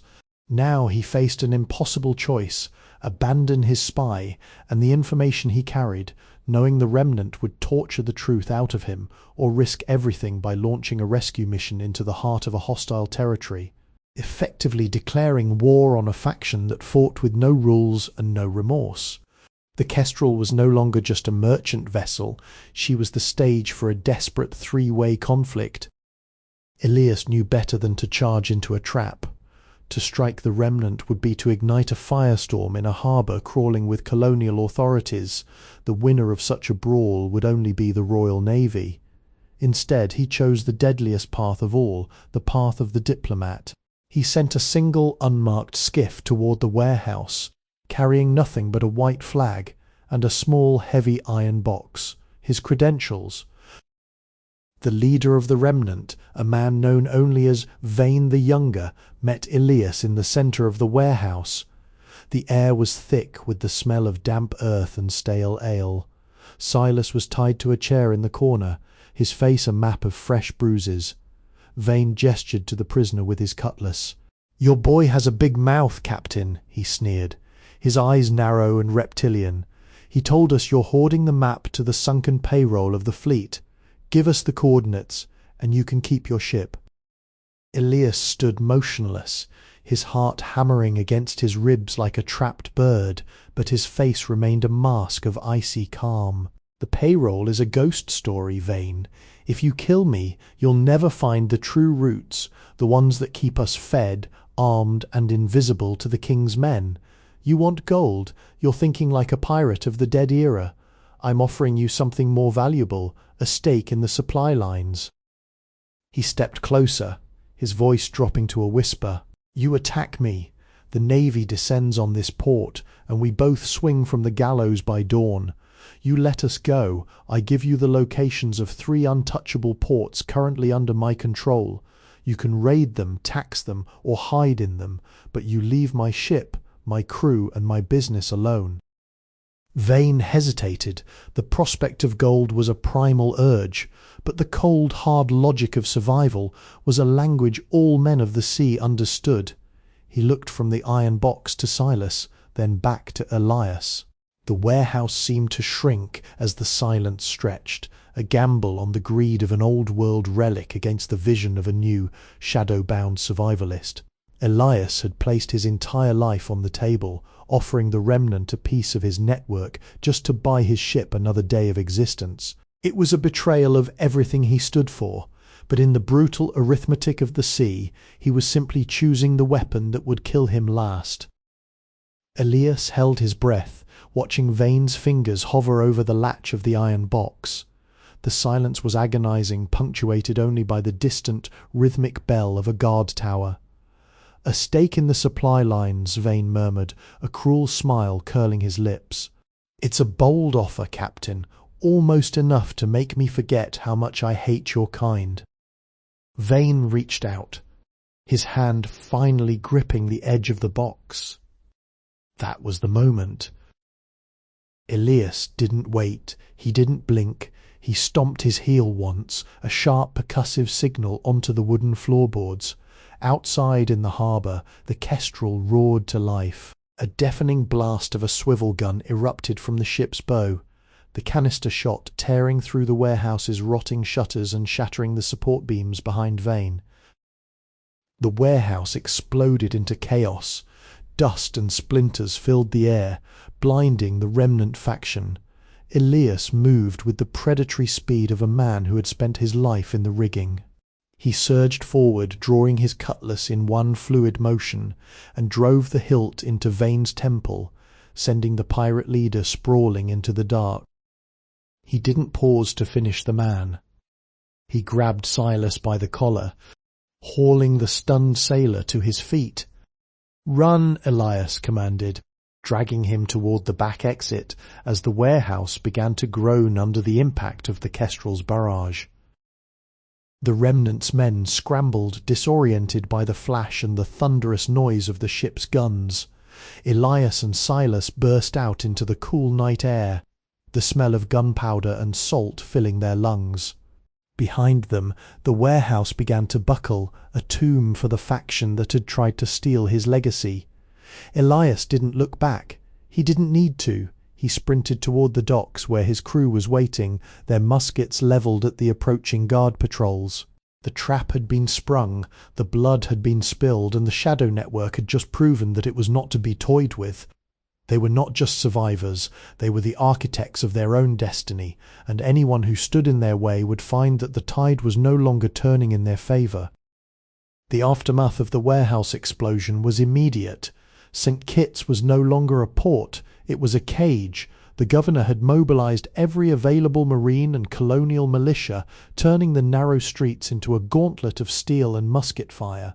The Kestrel, anchored just off the pier, was under heavy scrutiny, with searchlights sweeping across her hull like the eyes of a hungry beast. Elias realised with a sinking heart that they couldn't leave as one. To sail the Kestrel out of the harbour now would be a suicide run. He made the only call a commander of a shadow fleet could make, total decentralisation. "Split the crew," Elias ordered, his voice tight with the weight of the decision. "Silas, you take the fastest longboat with half the men. Head for the marshlands to the north. The shallow waters there will hide your tracks from their cutters. Make for the rendezvous at Salt Cay. The rest of you, with me, we create a diversion at the south docks that will make the Navy think the ship has already fled." It was a grim gamble. By splitting the crew, he was diluting their strength, but he was also ensuring that if he went down, the knowledge of the shadow network would not die with him. He watched Silas and the others disappear into the fog, then turned to his remaining men. They were a skeleton crew now, tasked with playing the role of a doomed defiance. They moved through the city like ghosts, setting a series of small strategic fires in the merchant quarter, not to cause mass destruction, but to create smoke screens and draw the panicked militia away from the coast. As the town turned into a chaotic tangle of shouting guards and leaping flames, Elias steered the Kestrel toward the southern breakwater, where the water was deepest and the rocks were sharpest. He had intentionally leaked the location of his departure point to a captured informant earlier that evening. Now he needed to make the Navy believe they were cornered. As the Vengeance's sister ships began to converge on the south docks, Elias realised he was walking into the mouth of the Leviathan. He had saved his men and the network's secrets, but he had traded his own safety to ensure the trap and the diversion held long enough for his crew to vanish into the dark. Elias steered the Kestrel toward the southern breakwater, the silence of the ship contrasting sharply with the chaotic noise echoing from the town. He wasn't planning a confrontation, he was orchestrating a symphony of misdirection. His goal was to make the pursuing ships believe the Kestrel was attempting a daring, desperate escape through the deepest, most treacherous channel, a path that seemed logical to the Navy commanders, yet was in reality a carefully prepared illusion. He had spent years studying the currents and the intricate shifting of the coastal sandbars. As the naval fleet manoeuvred to pin him against the breakwater, Elias executed a precise, calculated turn, guiding the Kestrel into a narrow, shallow inlet, obscured by dense mangroves and long-forgotten coastal wreckage. To the observing officers on the naval frigates, it appeared as if the Kestrel had vanished into the swirling mist and the jagged silhouettes of the rocks. The Navy ships, fearful of grounding their heavy hulls in the uncharted depths, hesitated. That moment of hesitation was all Elias needed. He had deployed a series of floating markers earlier that evening, simple buoys designed to mimic the wake of a ship heading toward the open sea. As the naval spotlights swept the water, they caught the movement of these markers, leading the entire fleet on a phantom chase toward the horizon. Elias sat at the helm, his movements calm and deliberate. There was no need for violence. He was using the sea itself as his shield. He watched the massive shadows of the naval ships drift away, their commanders convinced that they had driven the rebel out to the deep water. He had preserved his ship, his cargo and his crew, not through force, but through a masterful understanding of their adversaries' assumptions. The Kestrel slipped quietly into the protected cove, sheltered from the watchful eyes of the Empire. Here, in the quiet sanctuary of the mangroves, Elias looked at the horizon. He knew that the game of cat and mouse had changed. He wasn't just a smuggler anymore. He had become a master of the unseen, a guide for those who sought to live beyond the reach of imperial ledgers. The path ahead was no longer about fleeing. It was about connecting the scattered sparks of autonomy across the Atlantic, turning the silence of the sea into a language of freedom. The hidden cove, nestled within the dense emerald embrace of the mangroves, was a place that did not exist on any imperial map. To anyone else it was merely a labyrinth of tangled roots and shallow water. To Elias it was the foundation of a new reality. He had named it Haven, a sanctuary not built of stone and iron, but of trust and shared purpose. Elias began the delicate process of transforming the site. He directed the crew to craft structures that blended seamlessly with the environment, using local timber and camouflage that made the settlement nearly invisible from the sea. This was not a fortress to be defended, but a refuge to be shared. He knew that the greatest threat to their safety was not discovery, but the erosion of their ideals. If they acted like a pirate colony, they would invite the same fate as those who came before them. Instead, Elias modelled Haven after a cooperative village, where every inhabitant contributed to the survival of the group. The arrival of the first refugees from the mainland, artisans, scholars and former labourers who had grown weary of the stifling constraints of colonial life, marked the true beginning of the experiment. Elias acted as the facilitator, not the ruler. He provided the initial provisions and, more importantly, the connection to the shadow network that allowed the settlement to trade for essentials without ever setting foot in a monitored port. He watched as the community took shape. There were no grand decrees or rigid laws. Instead, they lived by a simple, unspoken covenant, the protection of the collective and the preservation of their autonomy.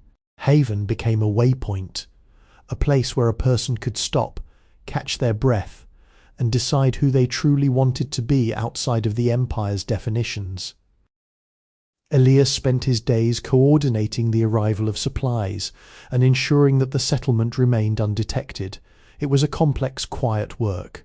He understood now that his role had shifted from a navigator of ships to a navigator of lives. He was mapping a course for a different kind of existence, one where the measure of success was not gold or territorial control, but the number of people who could find their way to a life of their own choosing. The sea, once the stage for their struggle, had now become the silent guardian of their sanctuary.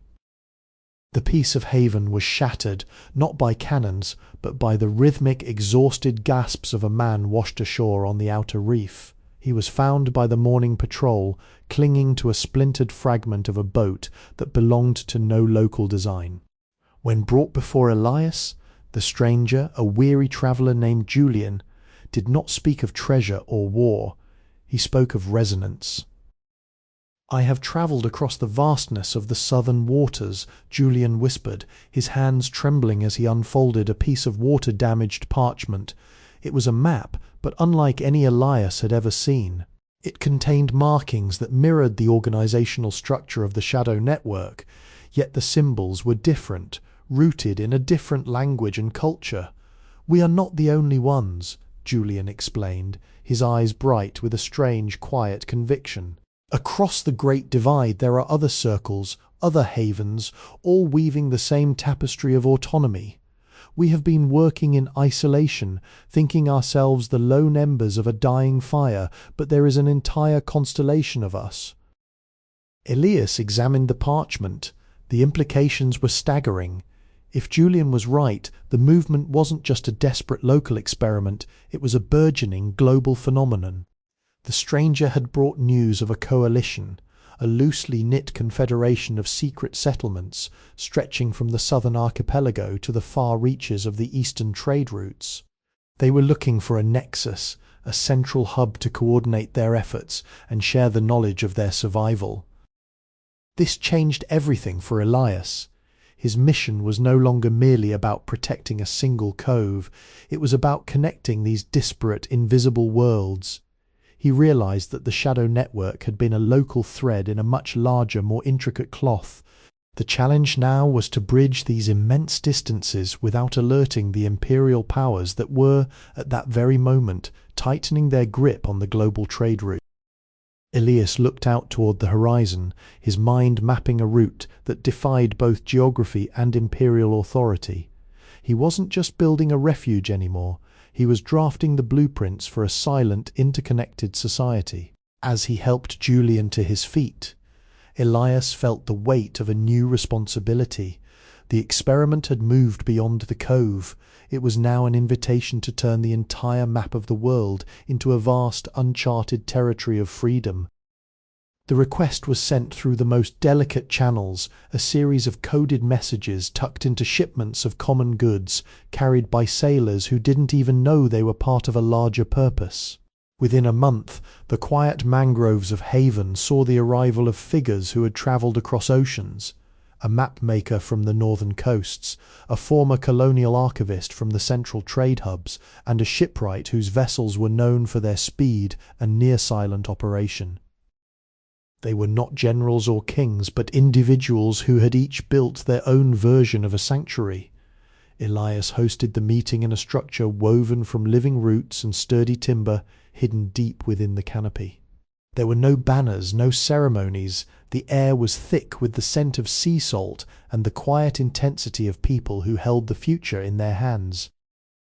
"We have lived in the shadows to survive," the archivist began, her voice steady and echoing in the small, natural chamber. "But survival is no longer enough. The empires are standardizing their records, mapping every cove and closing the gaps in their control. If we continue to act alone, we will be erased one by one." The debate was long and intricate, focused entirely on the logistics of connection. They didn't discuss weapons or conquest, but rather the creation of a common registry, a decentralized library of information that would allow any of their settlements to know which trade routes were safe, which port officials could be trusted, and how to replicate the agricultural and navigational successes of the other havens. It was a proposal for a society that existed in the cracks of the imperial map, a network of knowledge that could not be burned or sunk because it was stored in the minds of those who lived it. Elias listened, realizing that the greatest challenge was not the physical distance between them, but the hurdle of trust. They were people who had learned to be suspicious of everything. By the time the moon had completed its cycle, they reached a consensus. They would form a consortium of the unseen. It would be a system based on reciprocity, help a fellow haven in need, share the burden of information, and keep the location of the nexus a secret. As the representatives prepared to depart, returning to their disparate corners of the globe, Elias felt a profound shift. He was no longer just the caretaker of Haven, he was one of many, a single thread in a vast global web of autonomy that had finally found its collective voice. The concern materialized as a quiet, chilling realization. Shortly after the representatives departed, a message arrived via a trusted courier, not a letter, but a sequence of warnings. The mapmaker who had returned to the northern coasts reported that his private study had been searched, and his journals were missing. Worse, he noted a subtle, persistent pattern of surveillance by individuals who did not behave like common constables. They moved with the methodical, observant patience of trained intelligence officers. Elias studied the report in the quiet of his study at Haven. The consortium was no longer just a rumour. It had left a footprint, however faint, in the physical world. The imperial authorities were beginning to notice that their maps were incomplete, that certain trade routes were behaving in ways that defied their logistical models. They weren't hunting pirates, they were hunting an anomaly. "They are tracking the patterns of our supply chain," Elias realized, tracing the map of the trade routes he had helped coordinate. He understood that the leak wasn't a betrayal of intent, but a failure of tradecraft. Someone had been observed making contact, or perhaps a ledger had been examined in a moment of haste.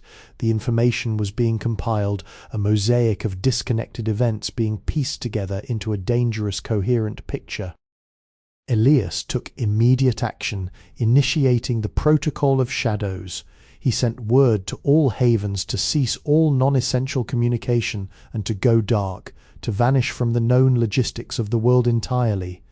Every record of their meeting, every shared map had to be moved or destroyed.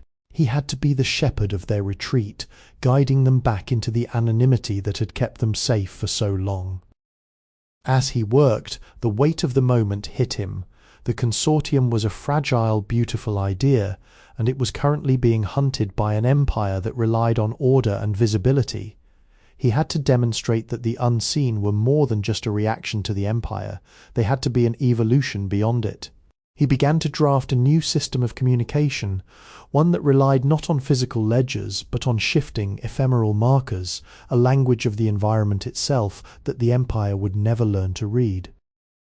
Elias knew that in a game of shadows, the one who dictated the narrative held the power. If the Imperial intelligence officers were hunting an anomaly, he would give them exactly what they were looking for, a series of carefully constructed, yet utterly hollow, anomalies. He orchestrated a ghost trail across the Atlantic, using a network of small, independent merchant vessels, unaware of their true role. He initiated a sequence of events that mirrored the suspected movements of the consortium. He had them carry specific forged ledgers into ports where they were destined to be inspected, and he ensured that these ledgers contained subtle interlocking inconsistencies that hinted at a grandiose imaginary threat.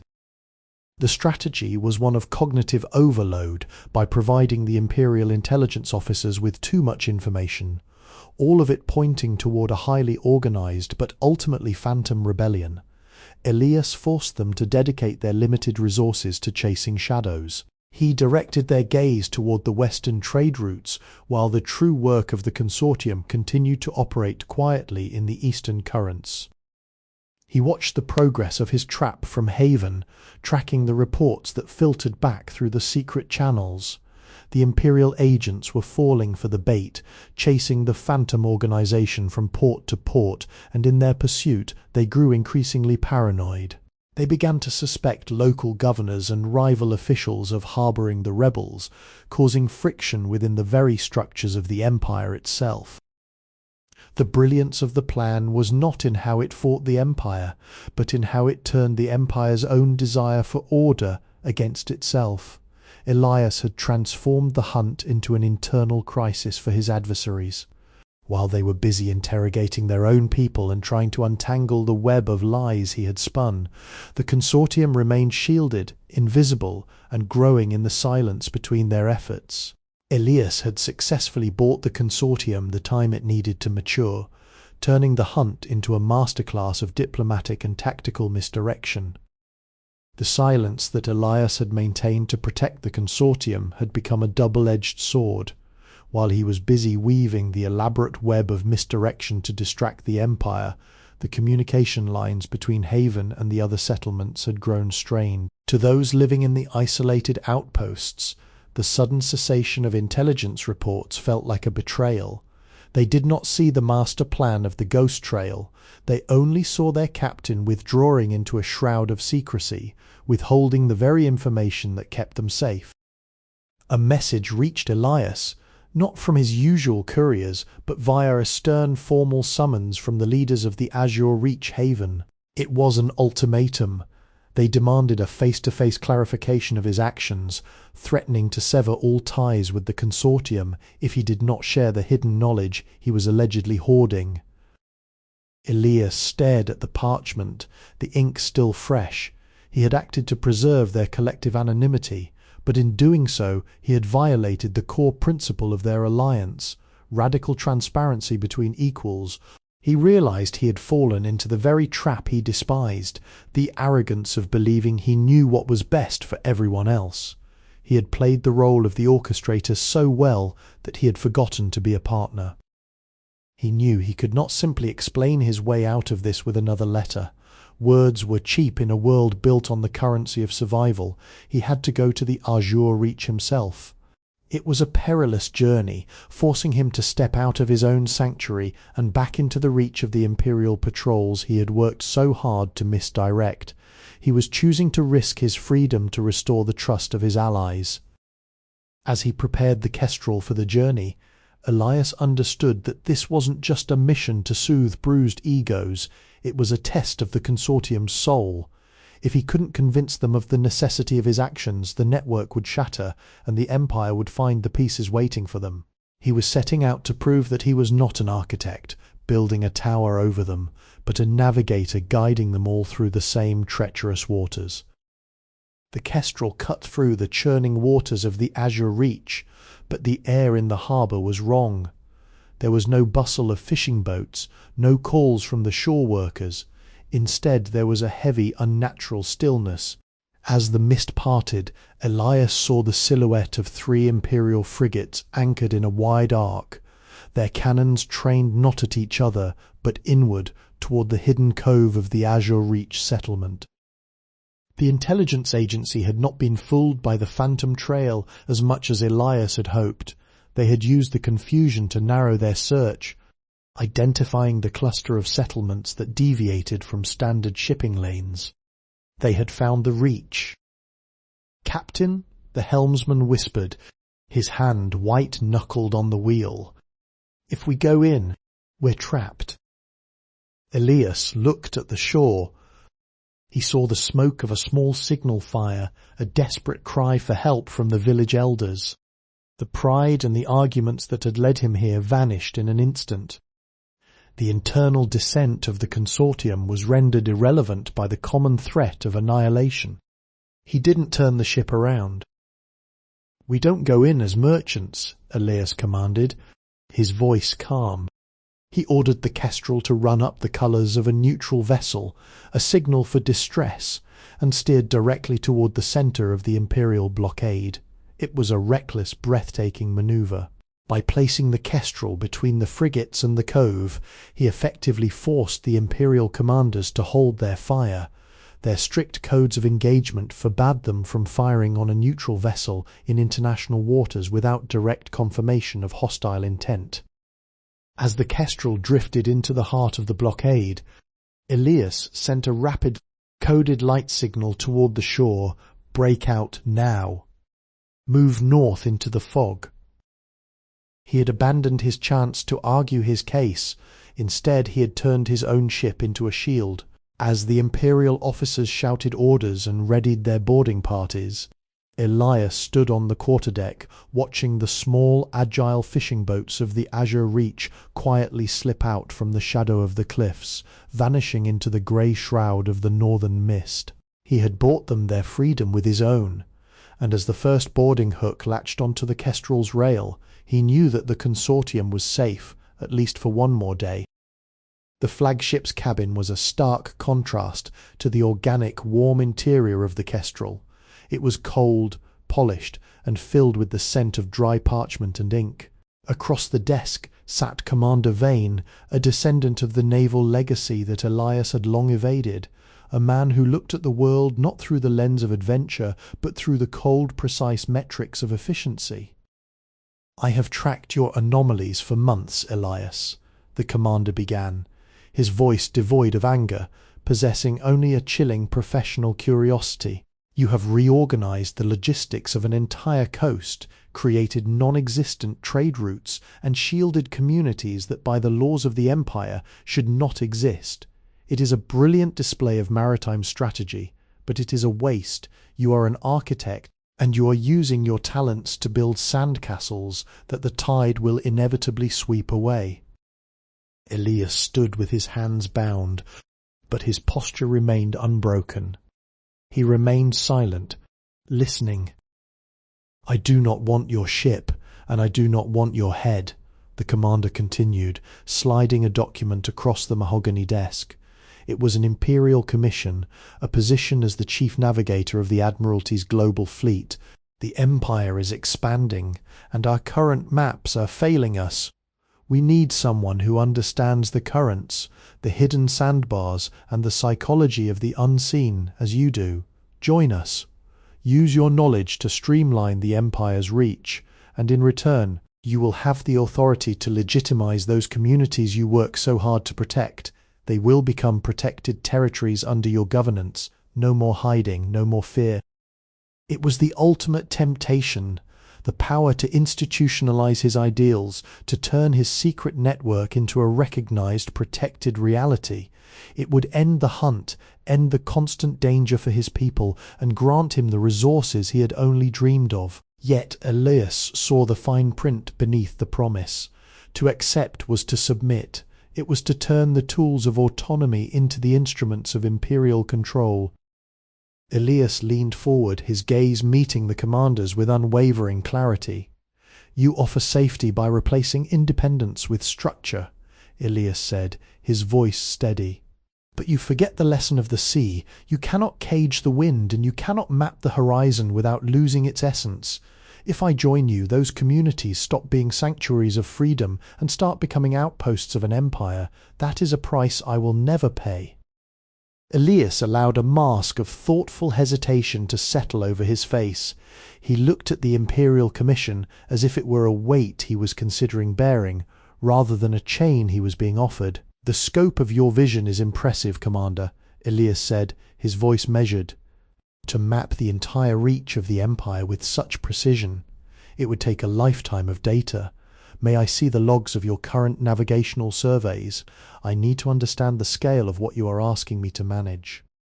The commander, convinced that Elias was nearing the breaking point of surrender, signalled his lieutenant. A series of heavy encrypted journals were placed upon the desk, the very blueprints of the Empire's naval intelligence, detailing their upcoming routes, their supply chains, and, most crucially, the locations of every suspect haven they had identified but not yet raided. It was more than Elias could have hoped for. He spent hours poring over the ledgers, his mind recording every coordinate and every security gap. He was no longer just a prisoner, he was a guest of his own trap. While the commander observed him from the corner of the room, believing he was witnessing the birth of a new imperial strategist, Elias was quietly mapping the destruction of the hunt itself. He noted that the Empire's reliance on rigid, centralized scheduling created predictable intervals in their patrols. He saw the gaps, the moments when the blockade would be thinnest as the ships rotated for resupply. More importantly, he found a vulnerability in their communication protocol, a specific signal frequency used to coordinate the blockade, which he realized he could disrupt from his own ship. As the night deepened, Elias stood up and slid the journals back across the desk. "You ask me to lead a fleet, Commander," Elias said, his voice calm, "but you forget that a navigator's first duty is to his own compass." He looked toward the window. Seeing the kestrel bobbing in the dark water, he had gained the map of his enemy's mind. Now, he only needed to get back to his bridge to execute the final move of the game. He had played the role of the submissive captive perfectly, and in doing so, he had secured the keys to his own liberation. Elias acted with the calm, fluid grace of a man who had already lived through this moment a dozen times in his mind. As the commander turned to reach for a carafe of water, Elias feigned a sudden, sharp intake of breath, knocking his chair back with a heavy thud against the floorboards. "The charts!" Elias gasped, pointing toward the open window, his expression shifting to one of urgent alarm. "There on the horizon, the flare from the north. It's an unauthorized vessel crossing the patrol line. If you don't intercept it now, the evidence you're seeking will be lost in the fog by dawn." The commander's professional discipline snapped. He rushed to the window, his gaze scanning the dark, restless expanse of the ocean. In that fleeting second of distraction, Elias didn't run for the door. He knew it would be guarded. Instead, he moved toward the heavy brass-fitted lantern on the desk. With a sharp, practiced flick of his wrist, he shattered the glass casing, causing the oil to pool and ignite instantly in a contained, brilliant flash across the cabin's thick velvet curtains. Smoke billowed instantly, thick and blinding, in the ensuing confusion and the sound of shouting guards rushing to extinguish the flames. Elias used the chaos as his cloak. He slipped through the shadows of the secondary passage, a route he had memorized from the survey journals only moments before. It was a maintenance corridor designed for the crew to navigate the ship's internal mechanics, a path the officers rarely traversed. He moved with silent precision through the gut of the flagship, emerging near the lower gun deck, where the Kestrel was still tethered. The guards were all preoccupied with the fire in the commander's quarters. Using a heavy ship's knife he had pilfered from the mess hall during his capture, he sliced the thick hemp ropes securing his ship. With a swift, silent leap, he landed on the deck of the Kestrel. There was no need for grand commands. His crew was waiting, their eyes fixed on the flagship. As the Kestrel drifted away into the darkness, the smoke from the flagship continued to rise, a beacon of the confusion he had left behind. Elias stood at the helm, his hands once again steady on the wheel. He wasn't just escaping, he had taken the secret map of the Empire with him. The game had reached its climax, and for the first time Elias held the winning hand. The coordinates Elias had gleaned from the commander's journals pointed to a stretch of the Atlantic long avoided by seasoned captains, the Sargasso of the Vale. It was a region where the currents moved in strange stagnant loops, and the mist never fully retreated, creating a natural dead zone for compasses and navigational instruments to the Empire. It was a graveyard of lost ships and wasted resources. To Elias, it was the ultimate sanctuary. As the Kestrel approached the perimeter of the zone, the world began to change. The familiar roar of the open ocean faded into a low, rhythmic pulsing. The stars above seemed to shift, and the water grew still, mirroring the grey sky with perfect, eerie clarity.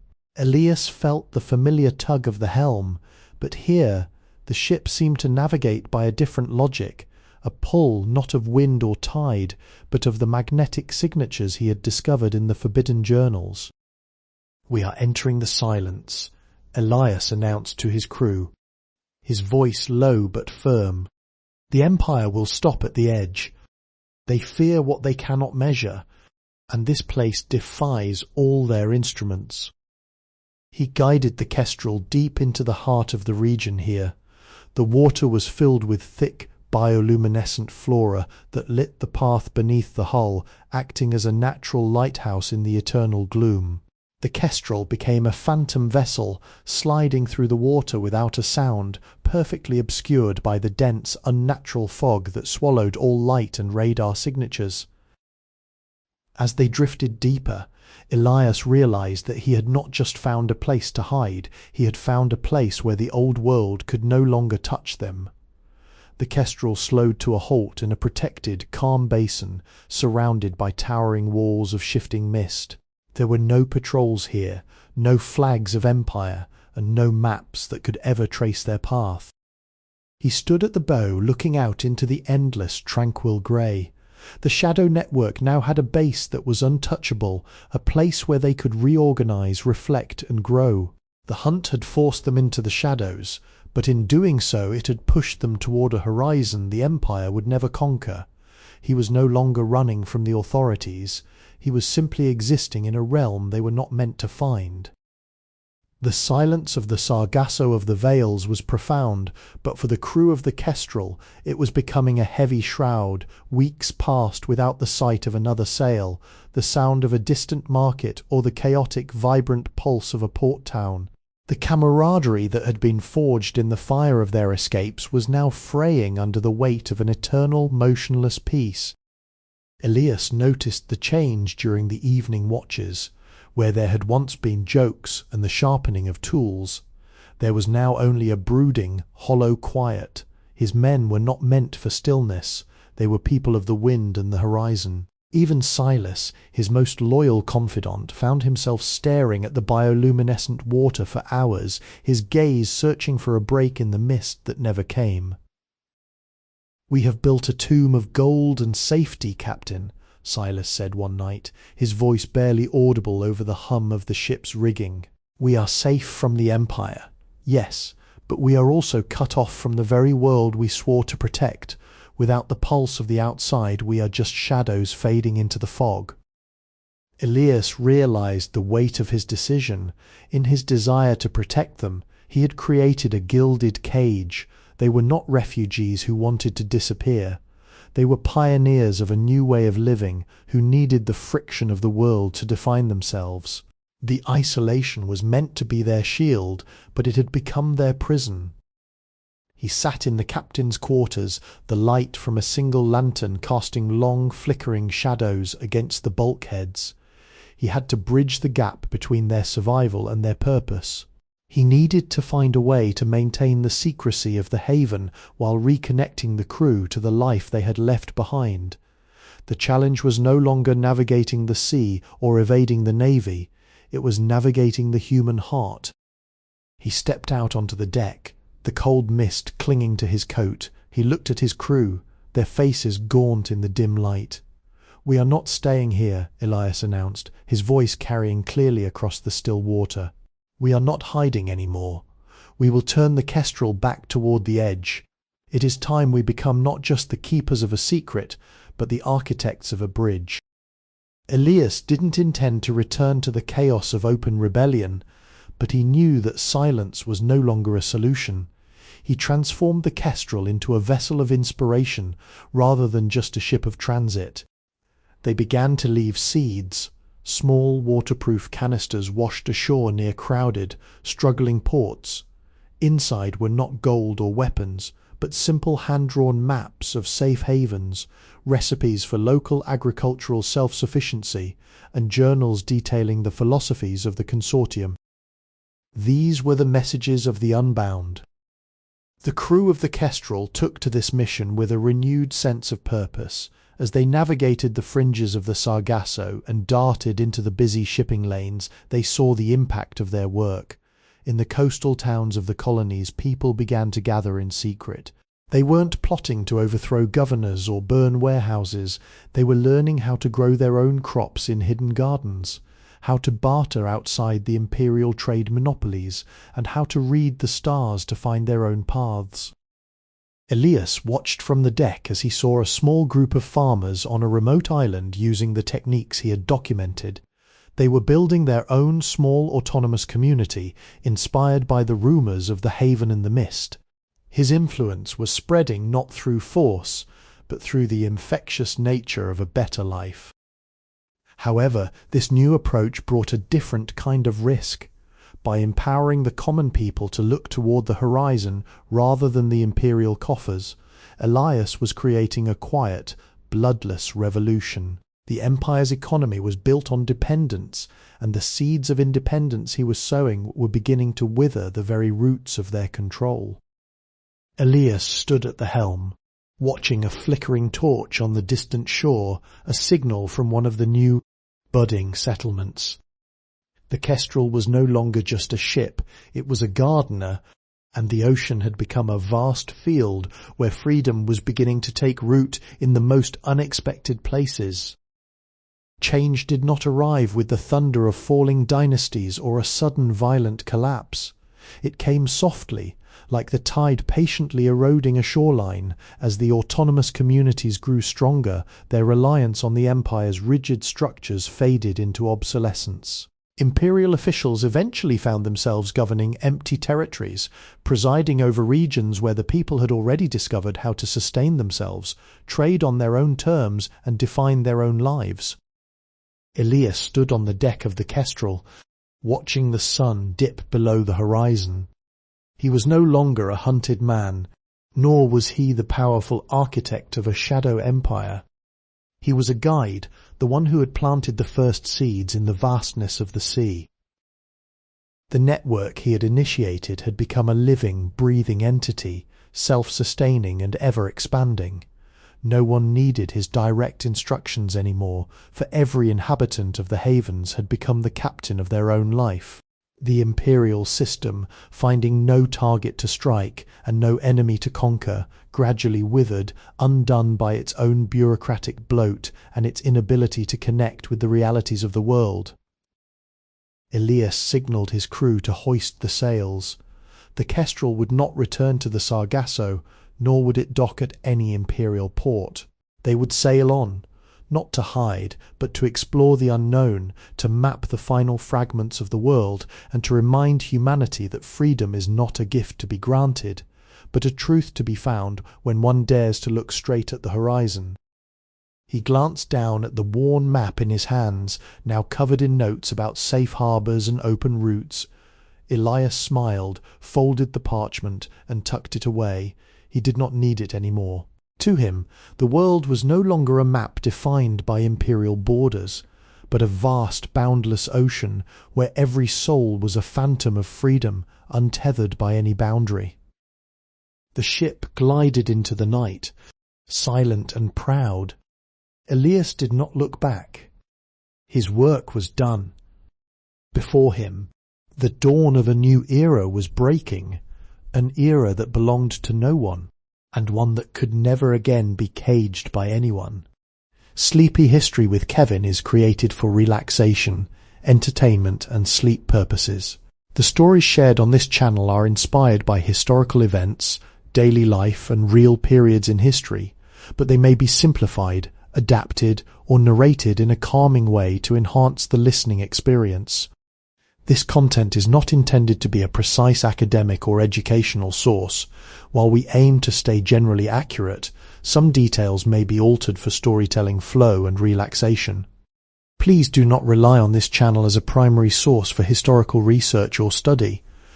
By listening, you acknowledge that this content is designed to help you unwind, relax, and fall asleep. Thank you for your understanding and support.